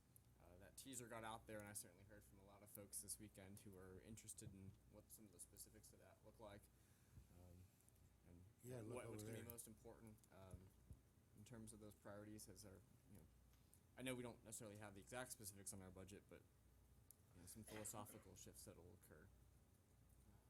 And I imagine that. Well, the some of process the we buzz- discussed and where we Yeah. got to here was, you've got to immediately start to decide where you want to get to, Yeah. what vehicles you're going to get there, put a price on that. That hasn't been fully done yet. We only had, a few hours really, and your staff will take care of that. You don't need me to do that. And then where's the source of that revenue by changing what you're doing? If I had to just kind of guess, the buzzwords that were probably picked up upon by the press during this whole conversation were the longer school day and the longer school year and Saturday school, and so if you could perhaps give us some So, step number one is going to be, as we look at what a high-performing school district should look like, I need to know that everyone in this organization is committed and believe that that can happen. If we don't believe that we can be great and we can accomplish those things, then I can't lead you. or either you got to go. I mean, that's just the reality. We have to believe that for the sake of our kids that we can do better, and we will do better. And I have absolutely no doubt that we have the right people here to do that. We've seen great things in our schools, and so I'm excited, but I also have to stop and pause to say, do we believe that? And can we get there? That's question number one. Then I want to go back to the conversation about schools of hope. Because we think about, one of the things that he has said over and over again, we can complain about what's happening in terms of choice, but it's a reality, it's here. Just be better than the choices. That's all we can do. So we look specifically at what is being proposed in 7069 in regards of schools of hope. So if you don't know exactly what is being proposed, is that these privately owned charters called schools of hope, because keep in mind, the Speaker of the House said publicly, so I'm not saying anything out of turn, that he called our schools failure factories. You remember him saying that? So he's going to offer these schools of hope within 5 miles of these low-performing schools the opportunity to come in. They're going to have the money to do it, and they're going to bring an innovative choice for kids that's going to meet the individual needs of kids. So we better do the same if we're going to compete. So the things that he identified was, what are the schools of hope going to do? They're going to offer the longer school day. They're going to offer a longer school year, more instructional time, not only academic time, but what is it that our parents are asking for now? More social development, art, music, PE, all of those types of things for that well-rounded child to have through these schools. So when we talk about what are these initiatives, it wasn't anything that I just said, okay, let's just do this. It was, this is what we're going to have to figure out how we're going to support and fund if we're going to compete. So what we've got to do next is figure out what is the cost to do that. And we start in our most struggling schools where we can have the greatest impact first. Start there. Start with a longer school day if that's what it takes. And who benefits from that? Not only the child, but our teachers benefit from that. They're having more instructional time. One of the things that I've heard in every high school that I've been in is that they really want to think of a different way to schedule. The 7-period day is a struggle. It's a struggle for kids, and it's a struggle instructionally. They would like to see more of a modified block schedule. Those type of innovative things that give kids more project-based learning time, teachers to have more collaborative time that we can build in with creative structures and schedules in place. I can't sit here today and tell you what is the 1 hour of the instructional day going to look like and how much it's going to cost. Because first of all, I've got to meet with all of our school leaders to say, yeah, we believe that we can do this, and we want to think outside the box, and we want to be innovative, and then we've got to figure out how much it's going to cost us, and then we've got to ask where we're going to get that money from. He's already said, you don't have the money to do it. We're not going to get the money to do it. So we're going to have to think, what is it that we're going to give up? I think about some of the programs that we have. We spend thousands of dollars, hundreds of thousands of dollars on computer-based programs. That's one of the first things I want to ask. How do we know they're working? What data shows us that they're working? Could we stop doing that as an option to save some money? Everyone wants to hold on to everything, but we can do anything we want, but we can't do everything we want. We're going to have to make some sacrifices. Otherwise, we will cease to exist. We will not be competitive, and all of us can just go home and find other places to be because our kids won't be with us. And that's a very scary thought, but it's also an exciting opportunity, and we have to look at it that way. So I don't know that I brought any further clarity to that other than it's time to start some very real conversations, some very hard conversations, knowing that things have to change and will look different. And so I'm ready to start that conversation, and so hopefully all of us are ready to start that engagement. Certainly, I recognize we've got to do something different, and I'll put it out there as the guy who's not voted for a single budget that has come before this board during my time on it. I'm hopeful of doing something very different to get some different results. I'm looking for a budget that ideally I'll be able to get behind as well. So I guess the question for me is, what does the timeline look like for those series of workshops leading to this? I know we don't have the specific number yet from the state as to how much money we have, which leaves a giant question mark. You'll have that by Friday. You know, It won't be enough. so we can't wait till That's then. the word about it. I guess what is that timeline So one of the things that I would like to do is identify our lowest performing schools, which we already know. We're still, I don't have to wait for test scores to come back. We know that we have some schools that are our most struggling schools. And go ahead now. Let's look, can we fund a longer school day for those kids for the upcoming school year? And this is not the additional hour that we were supposed to add. This is a real hour, a true hour of instruction that we could think differently and really look at what are the creative ideas of our high schools that might want to consider a different approach for next year as well, and looking at our high-need schools. So maybe looking at one particular feeder pattern to kind of pilot the whole idea of an extra school day. What does that look like? And what is the return on investment? Does it truly make an impact on our kids? And then look to see how do we grow that and expand that. A lot of the other things that we've talked about, you know, it's been a priority that we look at growing our industry certifications. We have someone coming on board to focus specifically on that. Looking at these collegiate academies, we've started conversations with our local college and university about how we're going to get those programs in place. So a lot of the conversations in terms of a timeline are already in place. There are some things that we can do differently with our schedules in terms of programs that we can put in place for next school year. But in terms of the major initiatives, which I thought of it interesting because I thought of the word initiative. And what is a definite, I looked up, I Googled initiative, and it says the power to act or take control before someone else does. And I thought, that's my word, because we gotta take charge. Anyways, I kind of took a little sidebar there. And then we know that the result of some of those things we've already talked about, we already have the wheels in motion for, will result in higher graduation rates and moving in greater student achievement. But so I do hope that we can have some quick conversations with a small group to get some plans in place for the upcoming school year, and then figure out what the cost would be, where we're going to find the money to do that. And just tell you, as he said, with 85 or greater % of your budget tied up in people, that's where the money comes from, unfortunately. So we've asked, let's not roll out any more allocations right now. We've got vacancies out there. Let's look how we can fill them differently, tighten up, and make some tough decisions. Superintendent, is your idea that we are only going to add this additional instructional time for our lowest performing schools? Or do we take that School of Hope model and expand it and really give real opportunities? I can see the expansion across our elementaries, no? Absolutely, for everyone. We show that it's a model of effectiveness, which the research says it is, then we need to offer that for all students, because it's not just about time for additional remediation, it's acceleration, it's opportunities. We've got 20 more minutes of PE coming. We've got to put that somewhere in a schedule, right? So we don't want to take it from instructional time. So the hour would be beneficial in a lot of ways. But and I'm all for the longer school year as well. We know that that's a research model as well, and that other countries are doing that are having greater success than we are. So let's take what's working. I think we got to stop the notion that programs, more people, more programs, more of those things are making a difference. If it was, we wouldn't be where we are. That is not the answer. I just think that we have an opportunity to be on the cutting edge, to be the top in the state, to really be innovative, and that's really what I would love to see us do. How much longer of the school day are we talking? The 20 days. the models in terms of a longer school year would be an 11-month model. And where are we, can you show me the research? Yes, we could provide that.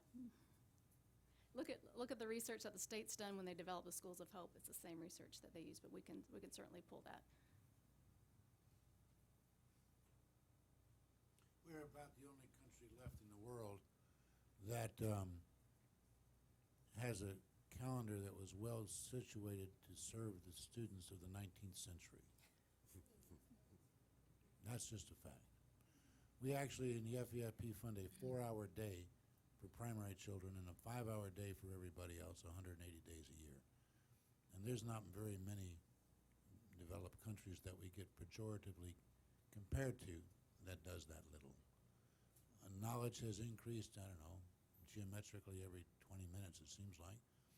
The expectations for students have grown similarly exponentially, and we still offer the same resources to get that done, and that's problematic. It's particularly problematic for those kids who go to environments at home that create the greatest regression recoupment process. that's a major problem. When a youngster goes to a place where there's not much going on that would be reading and writing and talking and hearing those 30 million words you're supposed to hear for 3 months, we spend the next 3 or 4 months of the school year getting them back to where they were when they left. And successful models like those that the legislature are adopting, that's one of the reasons why they encourage that extra time to bridge that time gap, because the recoupment retention problems that those kids have are what helps to perpetuate that achievement gap that does like this. Because everybody else goes home to a different environment, and they continue to grow while these kids regress. And so not only are they not catching up, the other people are running faster the whole time. And in speaking to that same thing, Christmas break is one of those same actions that happens a lot of times when kids leave and they come back from Christmas break. And some of the teachers have the responsibility of trying to bring them back up to where they were before they left. So there's other countries, I know years back, 4 or 5 years ago, they were talking about other countries that were 200 and 220 day calendar years compared to our 180 day. So Yeah, so we were talking an increase in the number of days, not spreading it out throughout the school Oh, year. yeah. Correct, yes. Yeah, most of the models We had offer tried the that years 200 ago. day. Oh, yeah, that's Yeah. Yeah, it failed miserably years ago when they tried to do the year-round school. that's But, not the same but thing. it always has amazed me coming from the private sector that as the largest industry in the county shuts down for 3 months. That is always amazing. That's always, yeah. Okay. Well, I know I've been sitting here quietly because I'm going back and forth between like the excitement initiative phase, and then I look out here and I see some trepidation in some faces because of the conversations that we've had with all of the things that our schools have to deal with. So when we talk about cutting possibly personnel and people that are there to help, and when we talk about extreme ESE issues that we're seeing in our buildings, and we're talking about the poverty situation versus kids that aren't. And so I think I'm most encouraged by the fact that you're going to have conversation with all of these people on how it can work in your buildings, and that it can be differentiated and it can meet the needs in different areas. So lots of conversation to be had. I think it's more of taking it all in and coming out with some good ideas. Tons of ideas. What is your timeline, Superintendent? Yeah, In terms of having these conversations, Or bringing something to us? right. so I would imagine if I start those conversations now, which is the intent, by the end of July, I actually marked on my calendar the workshop for July, I want to say it's the 17th or the 19th, whatever that Monday is, as an opportunity to bring that back with a well-thought-out plan for 17-18, and then what those initiatives would look like moving forward. That would give us some time to have some in-depth conversations and put together a schedule, but we've also got to figure out where we're going to get the money if we're going to do that too. That's the other side of that. So. I'll need a couple of weeks. Okay. Optimistic. Looks like you have all your leaders here. You can start today. We'll leave. They probably have it all figured out. That's a good idea. We'll come back in an hour. You know, one of those key bullets, which I think you and I found surprising, is we'd attend some of these graduations with like 500 students. You'd have 2 or 3 of them come receive their AA. That's a missed opportunity there, and certainly one of those key pieces that if we could increase that number significantly, then we're looking at a key marketing opportunity for what students are genuinely getting in Lake County schools versus elsewhere. But then again, we don't really see the charter school so much at the high school level. Too expensive. Absolutely. So these are kids that so I don't know that the AA is the selling point for why we get them back from the charter school, but the elementary middle is the point. And one of the things that I've kind of found as I've analyzed the grading formula is that there's a significant advantage that K-8 schools enjoy over the K-5 model, particularly when you factor in the civics or all those students taking Algebra 1 at middle school level, where they're going to pass it because they're advanced versus the high school. And so when you get all these charter schools that are K-8 being able to inflate their grade because of that our schools aren't necessarily enjoying, well, that's some outsider information that I don't know that the general public thinks about when they look at that. So that's another thing we have to combat is the K-8 advantage in the grading formula. Or make some changes. but we had some conversation about how an AA degree, those that don't complete the degree, that some of those courses don't transfer because the university systems look at those courses that are offered at different community colleges and they don't accept them, so then they have to retake them. So again, like and then I'll tell you, we had an amazing conversation the other night with some wraparound services and how we can build academies and make connections with these universities. So I think that there's ways to do it. I just think that the conversation's gonna go, I mean, it's got to be had. Like I said, this is a great forum. That was a good idea. They're all here.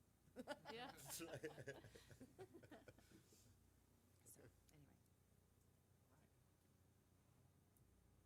Any other questions or comments before we move on to the next topic on the agenda then? Can we take like a 5-minute break? I broke my glasses. 5-minute break for a glasses meal. No. And I may. Before we break, can I just, Yes. I want to again just extend my thanks and gratitude to Dr. Hamilton. He's been with us for the past week, although he spent many weeks prior in conversation with Carol. So thank you, Carol McLeod. She's been able to provide him lots of information along the way so that he did a lot of pre-work before he got to us. And then Sherry, thank you for all your help with him as well to put together all the documents. And I want to thank FADS. They loaned him to us. It was a tremendous gift from them to us. So I want to thank FADS publicly as well. And we just appreciate your time and your thoughts, your wisdom. And you've given us a big challenge. You already had it. I just going to quantify it a little bit. Thank you. I think you were very helpful. Well, thanks so much. We appreciate the wealth of knowledge you have. And with that, we'll take just a couple of minutes break and resume. No more than 5 minutes. How's he gonna fix them? What's he gonna do? Go take them up? Mine, I sat on mine the other day, and they had like a wire rib underneath, and it popped out, and I got it back in. I was so happy.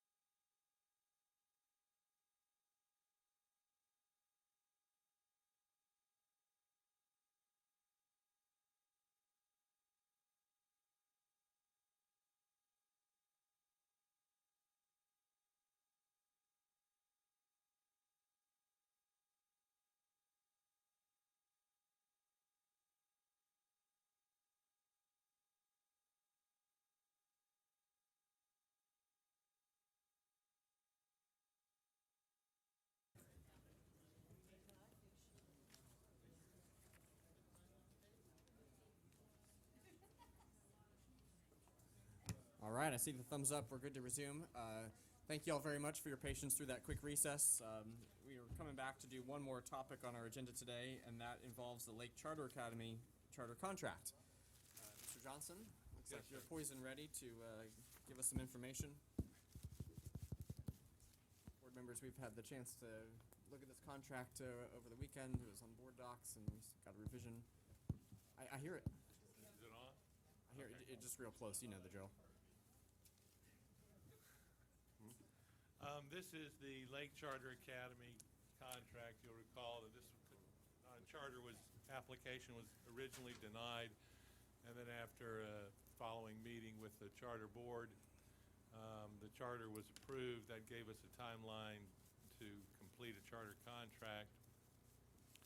We have had an extension of that timeline, and currently it's for presentation of the final draft to the charter school today with approval at the meeting next Monday. I believe it's already on next Monday's agenda. Since the original charter contract that was provided to you in board docs, there have been some changes. There were changes late Friday afternoon. I'd like just to go over some of those, see if they're significant to any of you. I think one's going to be for everybody. The first is the term of the charter. On page 2, section B2,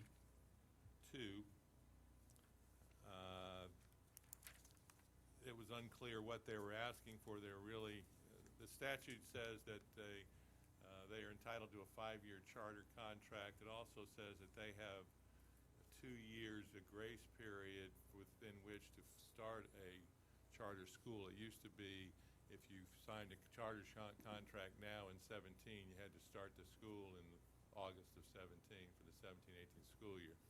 The statute was changed a couple of years ago. It now allows for a 2-year option. They are essentially exercising that 2-year option in the contract. I did not allow them to have an additional 2 years on the overall contract. So essentially what they'll have is 2 years of planning and then 3 years of contract, and then they'll have to come back for renewal. And that's what B2 and 3 says.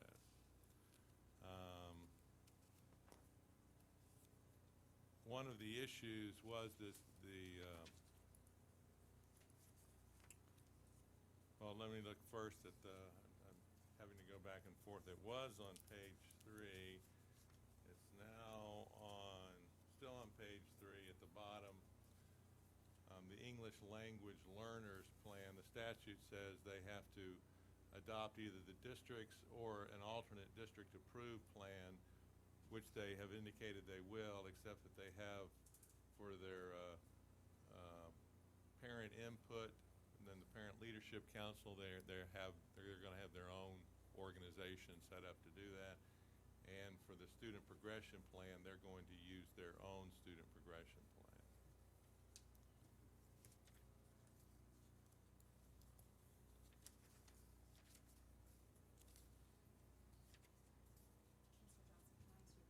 Sure. Is the CSUSA student progression plan online for us to access? Ma'am? Is that CSUSA pupil progression plan online with Charter Schools USA that you are aware of? No. I do not know if it is online or not. Julie, you know? Okay. I'm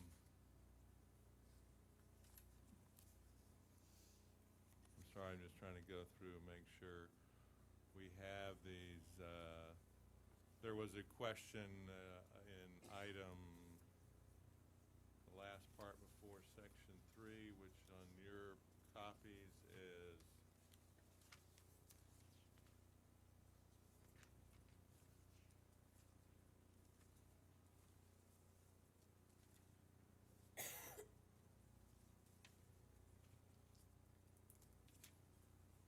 page 11.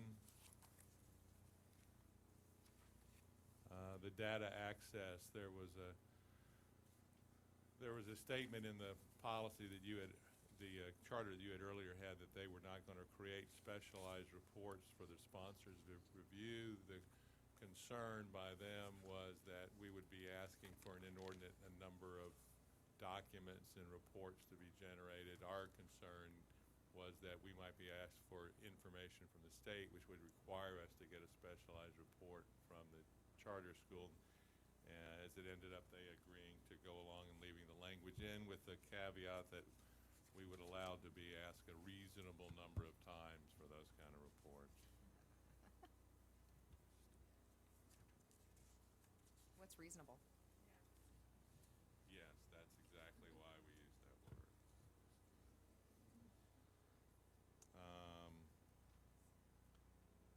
We modified the language on the due process hearing section.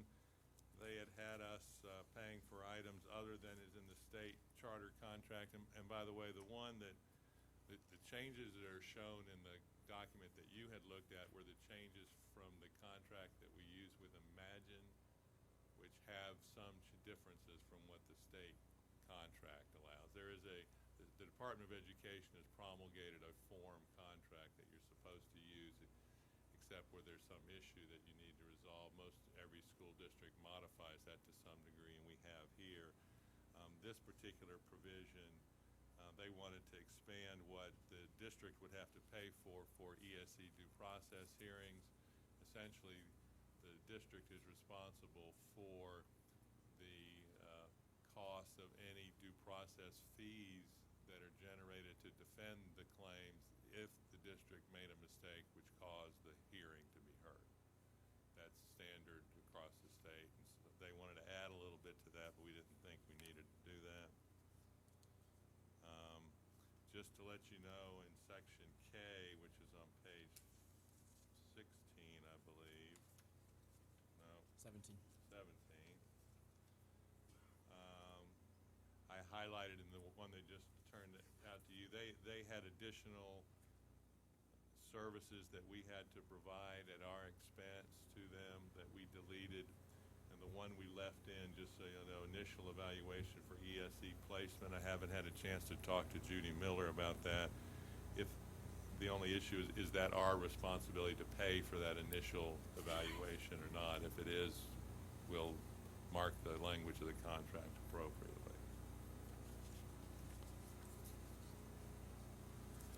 The code of conduct, which from Julie and my notes were one of the issues that were discussed,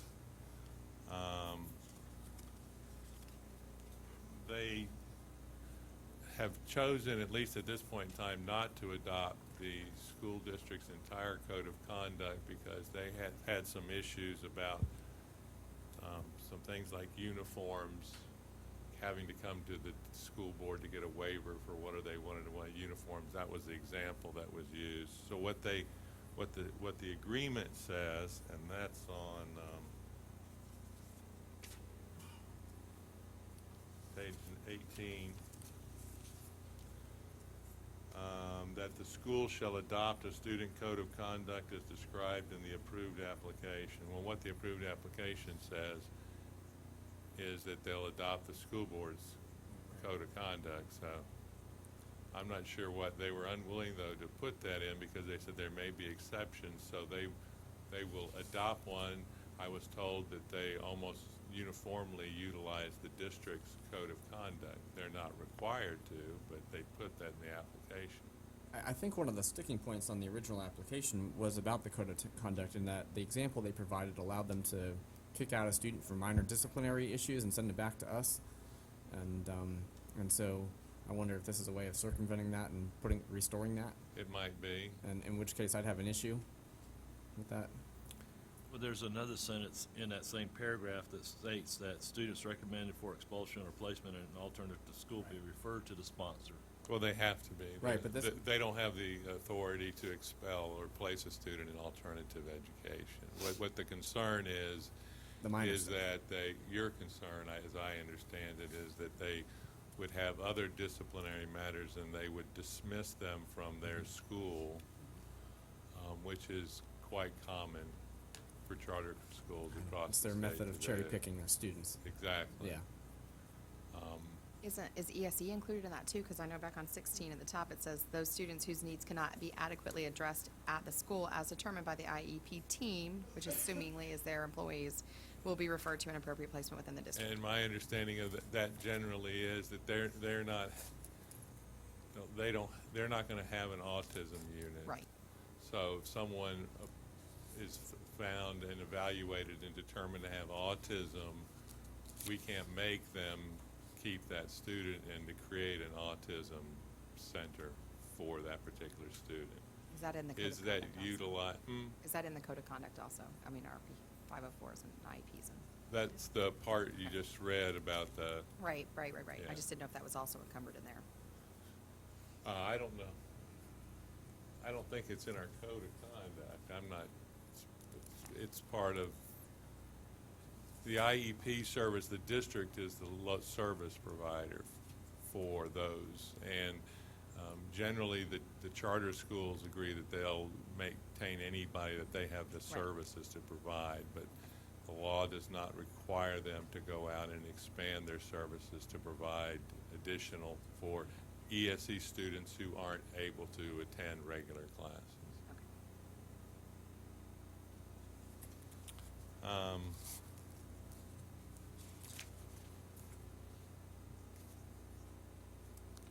We were able to add at the bottom, let me see if I can find this one.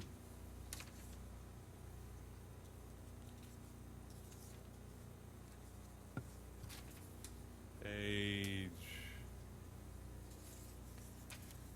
19,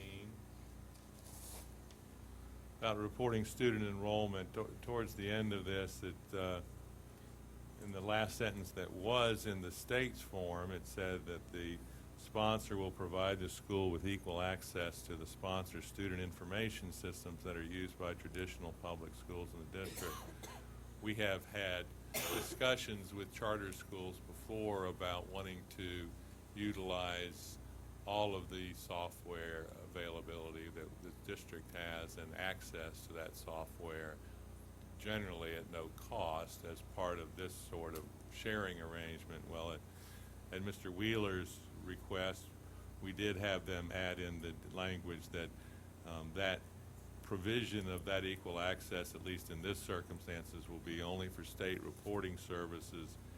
And we told them that we would provide, we may provide additional access for a fee, and there is an IT fee schedule for providing those additional services. They also, in 4 on the next page, they had that the basis of the Florida law would be the FEFP, including the ESE guaranteed allocation. We deleted that because Carol told us that was redundant.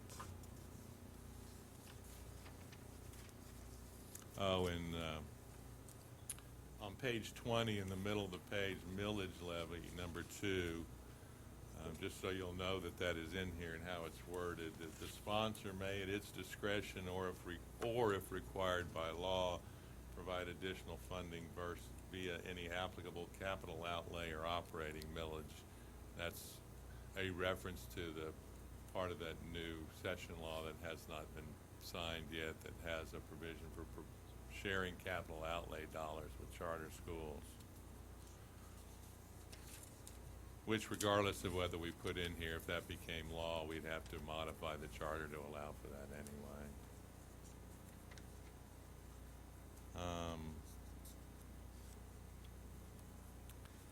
In C on page 25, we made a change there. Before it had said in C1 that it was our obligation to work, or their obligation to work with the district staff to facilitate approval for all federal and state grant applications developed by the school for which the district will serve as fiscal agent. It's sort of, the language suggested that the district was required to approve grants for all charter schools. We've had an issue before that in the past of them submitting different, not this charter school obviously, but other charter schools submitting grant applications to the superintendent supposedly as a ministerial action, but the grant goes on where the superintendent would sign essentially says that the district is agreeing that everything will be, all the monies will be handled in accordance with federal guidelines and all this other information, which we don't oftentimes have any idea what the grants are for or what the requirements are. So we changed the language, so we put that we'll facilitate it if we are the fiscal agent, and that leaves it up to us to decide whether we choose to participate as a fiscal agent or not. The thing is, in a lot of those grants, just assume that the district is going to sign off on all of them.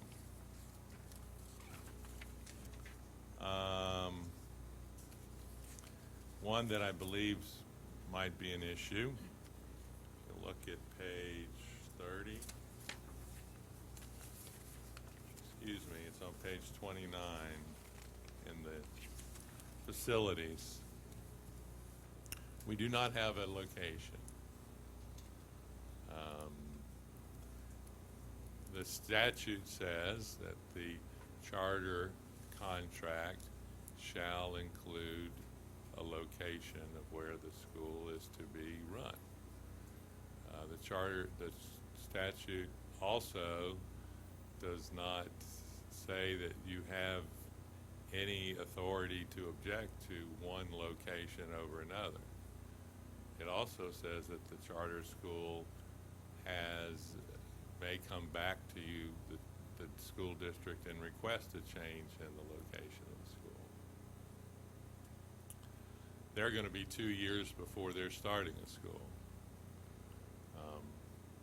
So what I did is, in lieu of, they don't have a location, so they weren't giving me a location. What I put in is the second sentence, that the specific address location will be provided at the time the lot selection has been made or by February 1st, 2019, whichever is earlier. So I picked a date essentially 6 months before the school opened, which, looking at playing the devil's advocate for a moment, that 6 months is more lead time than we would have if they were opening the school now. If they were opening the school this year in August and they told us right now, then we're talking about we got 2 months lead time to know where the school's going to be. So I point that out to say that the statute says it's supposed to be in the contract. We can object about it if you want to object for that reason, if nothing else. But ultimately, I don't think it's going to get us anywhere. I agree. I mean, they're just gonna come back. It says, there's a provision that says they can make a change on the location. And that's out of the state. Right. That's out of the form contract for the state. They can randomly put in any address that they know isn't going to work. I think Right. that's what it did when they presented to us. Right. I think, That's right. Well, they put in That's our address. Mineola, which we already had Pinecrest, we've got expansions here, I called Derek and said, like, this is the dumbest thing ever. So, I can't believe that they can't do that. could we, in this partnership and willing to cooperate atmosphere that we've tried to, Engender? yes, could we not say it would be helpful in our capital planning to know where they're putting the school? Like, it's early, I know you have a date in here, I realize why you put it in there, but can we, like, emphasis that we need this, it would be helpful for us if we had it sooner? Yes, and I've suggested we're not being picky about it. Our problem is very simple.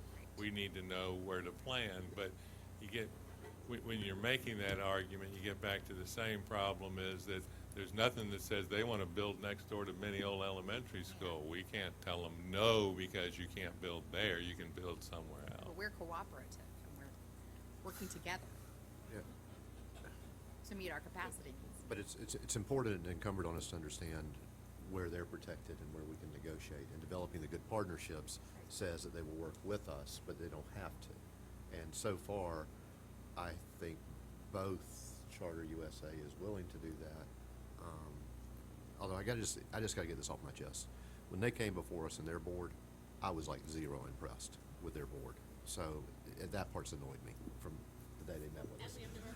But- Our but- representative of one is absolutely. Yeah, they're- Yeah, but the guy with no socks and no front teeth, he wasn't that impressive anyway. But that's neither here nor there. But, I mean, so in the spirit of us working together, we would expect that we're gonna all be professionals. And that I think we could continue to foster that relationship, although I have some opinions about, that I'll save my closing comments, but anyway, okay. Well, and they didn't show up today, again. And that's because my only contact since our last meeting has been with their lawyer. And when we finally got back together to finish, and we still have one or two changes that before it's final, potentially, they're fairly minor, and they're yes or no things. But I asked if somebody come in today, and she said she didn't realize that we're having a meeting today. And I reminded her that today's the deadline for us to get it, a final version to them, because next Monday's the deadline to pass it or not pass it, so. And there wasn't a whole lot for them to address as far as these changes. I mean, I'm telling you, they don't have an address to give us for a location. And if I got one now, I would probably believe that it was, Fake. P.O. box. That's right. So in the spirit of working together and Kumbaya. can we set some sort of request that they, or at least are openly sharing with our growth planning how the radius is narrowing to a more precise location? Yeah, I get from the business side why they didn't want to put out ahead of time where they were looking to drive the price of land up, but at some point clearly it's got to be made public where they're looking. No, being fair, they gave us a location last time. Yes, they gave us the location of Claremont or South. That's right. Well, That's it was not a actually, location. it was Mineola, but there was a physical piece of property that they went out and looked at, because when you have those day laborers, you have to pay them for so many hours, so their board was able to drive around. Because I'm not convinced that was a real board, just saying one more time. But the reality is that because they have such flexibility, I think fostering the relationship of them working with us and putting them in a specific area, and that working with them towards a specific area of our needs, because it may not even be south, as we're seeing things mature east, and that's right, on the east side. And so keeping that door open, I'm not as hung up about tying them down to a location, me personally, as I am focused more on the fact that they can literally pick and choose where they take students, and that I don't know if we could somehow vote where they're going to have an area that they are required to take students. oh, the zone? Yes. No. Nope. But that means more, and that's something that could be negotiated, right? We can continue to talk about Because I was that, told by yes. another group, they'd be more than willing to look at that, and then we really truly can plan them. Okay, I'm But confused then by you really would have to know where it this is. No, that's my point. cooperation thing. How have they cooperated? Like what? I wasn't on the board, maybe when they came to you. So, but what are the strides they have made? They have not provided us with location. Well- They have not changed on transportation. Well, they said they would use our code of conduct. no. That was a stride. And they're not. They said they'd give us a board member that lives in Lake County. We It's- don't know that for sure. Is that part of the contract Oh, somewhere? I don't remember. I don't remember seeing that in there. But I know so this where is a it good is. question you've asked. That should go in here. Actually, to be very honest, Dr. Burns, that's a great question, because when I speak about cooperation, it's not about this group in particular, because actually I was less than impressed by their presentation when they came before us. It is about, in general, cooperation between charters that are going to come, and as you heard from Dr. Hamilton, that we've got to coexist somehow. I am That- completely for what you're talking Yeah, about. that's. I am having not- trouble with not me. this. Actually, these folks Charter. right here, they could pound sand as far as I'm concerned. 'cause I And was- Can I, adding to that, as far as what cooperation are they concerned, I think we have felt as a board that they're going to be approved to come before us. So we can draw this out and continue to go back. That was the spirit of bringing them back to try to negotiate when they didn't come before us. Because they filed an appeal. Right, because they filed appeal that's most likely gonna be approved. If we say they can't do this, they're gonna come back and file an appeal that says we can't. So we were trying to go along with the inevitable and make it as pleasant or transitional or favorable for our students as possible. How does this make it more okay, how does not filing appeals make it more favorable for our students who are then gonna be going to a mediocre, if not lousy, school from what I'm looking at? I just don't see how that's good for kids. They're going to be approved anyway, so we're They're trying. gonna win the appeal They anyway. might be approved in a year or two versus, Well, wait a minute, are you saying that you're not in favor of Charter USA? I'm not in favor of this Charter USA. So it's They just brought the- nothing to the Look at board the that I portfolio see compared as against other governing boards from Charter Schools USA. You know, Yeah, I I'm not happen to gonna be know as- somebody on a reasonably good Charter USA school, but this, the board that came before us with apparently no socks, Right. I didn't notice, What, geez? but like, I've seen nothing in their application that is innovative. No, it's not. well, that was your critique Yes, it during it. was. Where is the Yes, it was. innovation? Oh, well, we don't have It's to the anymore same. because And that actually is in statute. Now, well, yeah. it's arguable, but I saw nothing. people aren't getting turned down because of the lack of it. That's exactly right. And that's our problem, is that we'd send you to Tallahassee. We had a great whole list of complaints against it, but we weren't going to win on any of them, even though they were all valid concerns. Required in statute. That's right. Right? Because well, It's wasting money. the other county was overturned like the week before we were set to go before Tallahassee, and they had the same concerns that we did. So, I guess if you look at the precedent, The Appeals Commission and the ruling of the board, how do I put this? Is rigged. Well, Well, I haven't lost one. The two or three that I've been sent up to defend, we've won, surprisingly. But for the issues but those had some issues with money and what that charter had done with money before. And so those kinds of things are more exciting and interesting, and maybe they'll rule against. But the innovation, they've done this before. They had in their appeal, they had all of the buzzwords that the commission needs to be able to find in their Are favor. they considered high performing? No. no, this is not a replication. Right. So they wouldn't fall under like Schools of Hope or anything hopeful. no. But what they submitted to us was a template that had been approved and with and upheld through every Do appeal. they have a location? That's a good question. I don't know. I think that might be a major. But in reality, they'll just give us any old address and then change it. Right. Yeah, you have the ability to change it anyway, so gonna give us we're an hung up on something really that isn't germane to this contract, I think, because they can change it. We would not probably prevail. So the effect Making is we're just that. saving money for the district by doing That's this. right. That You was the bingo. whole discussion. And that's the whole thing there is, we're not putting out extra expense. As you can see, we do not have the extra expense to put out I'd rather invest it in the classroom. in the extra days or the extra hour, whatever it may be. And if they fail, we can cut it out. Come back anyway. So, 5 years. I know. but they're only 3 Good years job. of performance, which is nice. So you're not left with 5 years of them.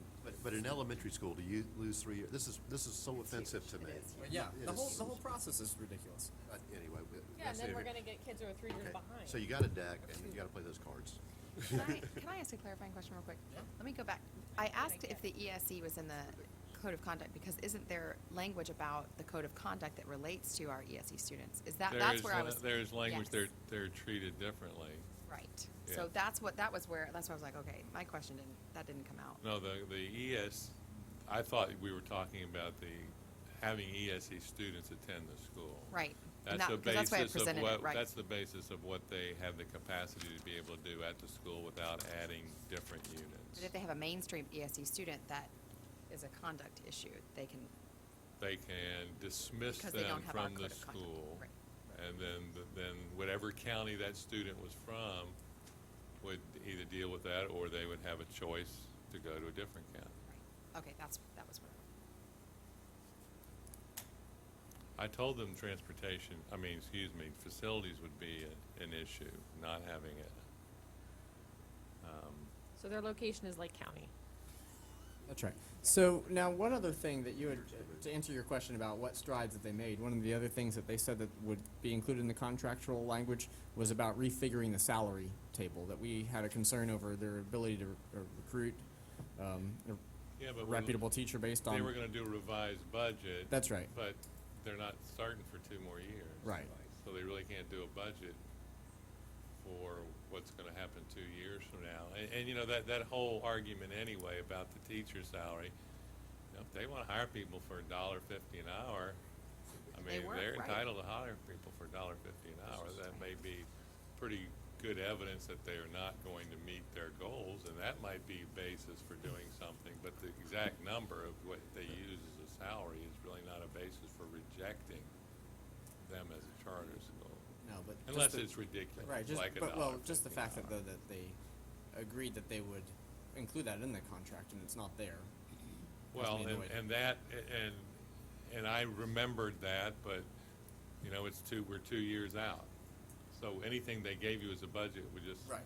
would be just a piece of paper anyway, because they weren't gonna use it for 2 years. I don't know that it was gonna be specific, here's the amount that we're gonna pay our teachers, just that they would refigure based on our new starting salary at that time, to be, Which they may well have done, but they never have presented a revised budget to us, being fair. I mean, Right. because they said that They won't Derek, file a revised budget until right before they open Derek up. said that the salaries that we were concerned about were based on what they were at that time, and then we had approved that raise. And so he said in the meeting that they adjust to be competitive, is I think the term he used, or something like that. But it sounds, this is more or less a placeholder. That- Absolutely. That's what this is. They're not And- gonna spend any money doing any more financial work, I don't Right. think, than they need to until they determine whether or not it's profitable for them to open a school in Lake And, County. and so I am gonna go ahead and just say it now, That's that, horrible. that what's inspiring to me, if they put this placeholder in, that they are going to go to an area where they can make money. That's the bottom line. And if, based on what I heard today, that we make it where it's not so attractive to come to Lake County, they probably wouldn't come anyway, if we're doing the job. So. I was gonna say that, so- just so you know, that's exactly what I was thinking. Let's let them offer a low teacher salary, let's do what we've just suggested we're gonna do in 2 years, and then this won't be even. And they won't even open. That's right. That's my point. And I would just say, in running for this office, that was a comment that was made at one of the luncheons about competitiveness. And if we would get into that state of mind where we can compete against these charter schools, then we would not have this problem. I'm digging this whole presentation today. Me too. Okay. Transportation. On You go back to page, this old lawyer stuff. Can you speed up? I would be happy to. What page was that again? Page 30. Oh, I'm way past it. B, they had asked they had included a lot of things in the making arrangements to prevent barriers to equal access that included homeless folks, McKinney-Vento, Homeless Assistance Acts, a bunch of that. And what transportation requested is what, I think what's in here is that the school sponsor shall cooperate, and I'm looking at 6B, in making arrangements that ensure that transportation is not a barrier to equal access for all students residing within a 2 to 4 mile walkout radius of the school. That doesn't mean that we're going to provide transportation for those students. That's in C, that we may agree to provide them.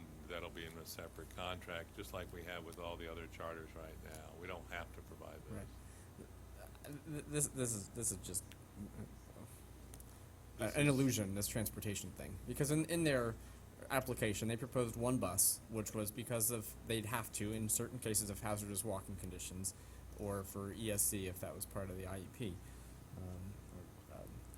They're gonna do what other Right. charter schools do for transportation, that is, mom and dad gets them to school. That's right. So for this, about providing an equal access for students residing with a 2 to 4 mile walkabout radius, it really sounds like they're providing transportation, but that little word "and" those the and for the student subject to hazardous walking conditions. I mean, just call it what it is. They're not really providing except for hazardous walking conditions. Right. Yeah, I mean, that's why when I asked them if they were gonna provide more than one bus, they said, we will provide one bus unless we need more, That's which right. is a no. Right. I think they're gonna notify their parents that it's your obligation to get your child That's to right. school, and that's what the other charter schools all do. Cherry picking. And they do that with ESE students as well. Well, Well, they often ESC, see, kick they out. wanted that included in here, that we had some obligation to deal with that, but that's not always the case, so I left that up to transportation, and that's what they told me we can live with for what's in here. But we're which is really none not of going to that. know the conditions of the area surrounding until they actually That's right. get a place. So, See, there's buses.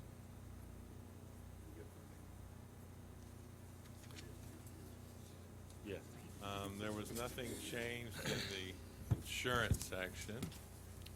Okay. I'm sure Mr. Mathias is disappointed about. Governance.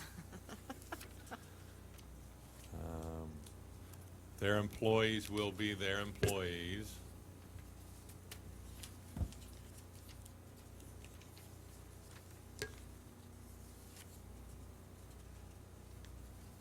And the rest are all administrative changes. So we've got, the one issue about the ESC, whether we provide that initial evaluation or not, who pays for that, that we're gonna clarify today. I think there was one other minor matter, but other than that. I'm seeing a shaking of a head. Sir? I'm seeing a shaking of a head that we will not provide that. Oh, Also. okay. Is Judy here? Yep. Okay. Good, because that's a substantial cost. So that needs to be stricken. And they agree that what ours are standard practice, that's what they'd go along with. So, any questions? If not, then, next step is the final will be on the, agenda for approval at the board meeting on Monday. Will you be speaking with them obviously before then? Yes, ma'am. And will you? I will tell them that I was right, that everyone was going to be unhappy about the facility. And the code of conduct. Right. Well, let me see if there was one other. Hold on. I'm sorry, the issues that came up at the the student calendar, which they agreed to use, the code of conduct, the soft attendance zone. So I'll talk to them about that too, but that's gonna be, like you say, until they have a location, they're really not gonna know whether they're gonna be willing to agree to do that. And, budget for the buses and the teacher's salary. And in section 9, in page 35, section 9, on the second paragraph. 35, It says, "The governing board must appoint a representative to facilitate parental involvement, provide oh, yeah. access to information, assist parents and others with questions and concern, and resolve disputes. The representative must reside within Lake County and may be a governing board member, charter school employee, or individual contracted to represent the governing board." But I thought the understanding was that representative would be on the governing board, not maybe. No, we used to be, that we always required the majority, I think, of the governing board to be residents of Lake County and the charter schools to provide proof of that. The legislature changed that some time ago and said that you can't make them have somebody from the county be on the board. So we can't even make And them then have in- one person? In response to that, they came back with this in their model contract, which says, well, okay, you can require them to have a parent representative, that person can live in Lake County, but as I think you know in here, they can pay somebody to do that. I mean, it can be an employee of the management company who just happens to live in Lake County, and that person satisfies the representatives. So there'll no, be we no can't make them. local, there really is no local representation. But it wasn't a. I thought that was part of Well, one of they our. agreed, even though it wasn't a state requirement, that they would put one Lake County person on their governing board. I bet you they were talking about this person. No. Which is that No, like? that's not on, this No, doesn't but say that on the person governing may. board. Oh, it's not? But It's it's not on the not. governing board. It's not a guarantee that they're on the governing board. And that was their concession back to us, is that there'd be somebody on Lake Do County you on remember their when they governing. did, was that at the last workshop? Okay, I'll go back and take a look at that. And I believe it was done before that. It was just discussed at the last workshop. I think it was a workshop before. Because I don't think I was I at that think it workshop. was the two back? Too bad. Okay. Putting somebody on the board? What did they agree to one Yeah, they agreed Lake to one. County resident? Okay. They may have reiterated it in the last one, too. Look at the Sir? last two. You don't have anything to do. Watch the last two meetings. And you know, reliving them is very exciting. There goes our extended day. That's right. There goes. Okay. Okay, great job. That it? All right. Thank you. Thank you very much. Thank you. All right, we'll move into board member comments. We can slide down the line here. It's lunchtime. All right. I would like to suggest that we need Mr. Mock to give him some guidance for an audit, and I wanted to suggest, I don't think I can make a motion at this point, but maybe for the next meeting or something, that we need to audit the energy savings plan. We pay $750,000 per year for that energy savings plan, and right now, if we were to audit it, supposedly we would get back money if they're not giving us a certain amount of savings.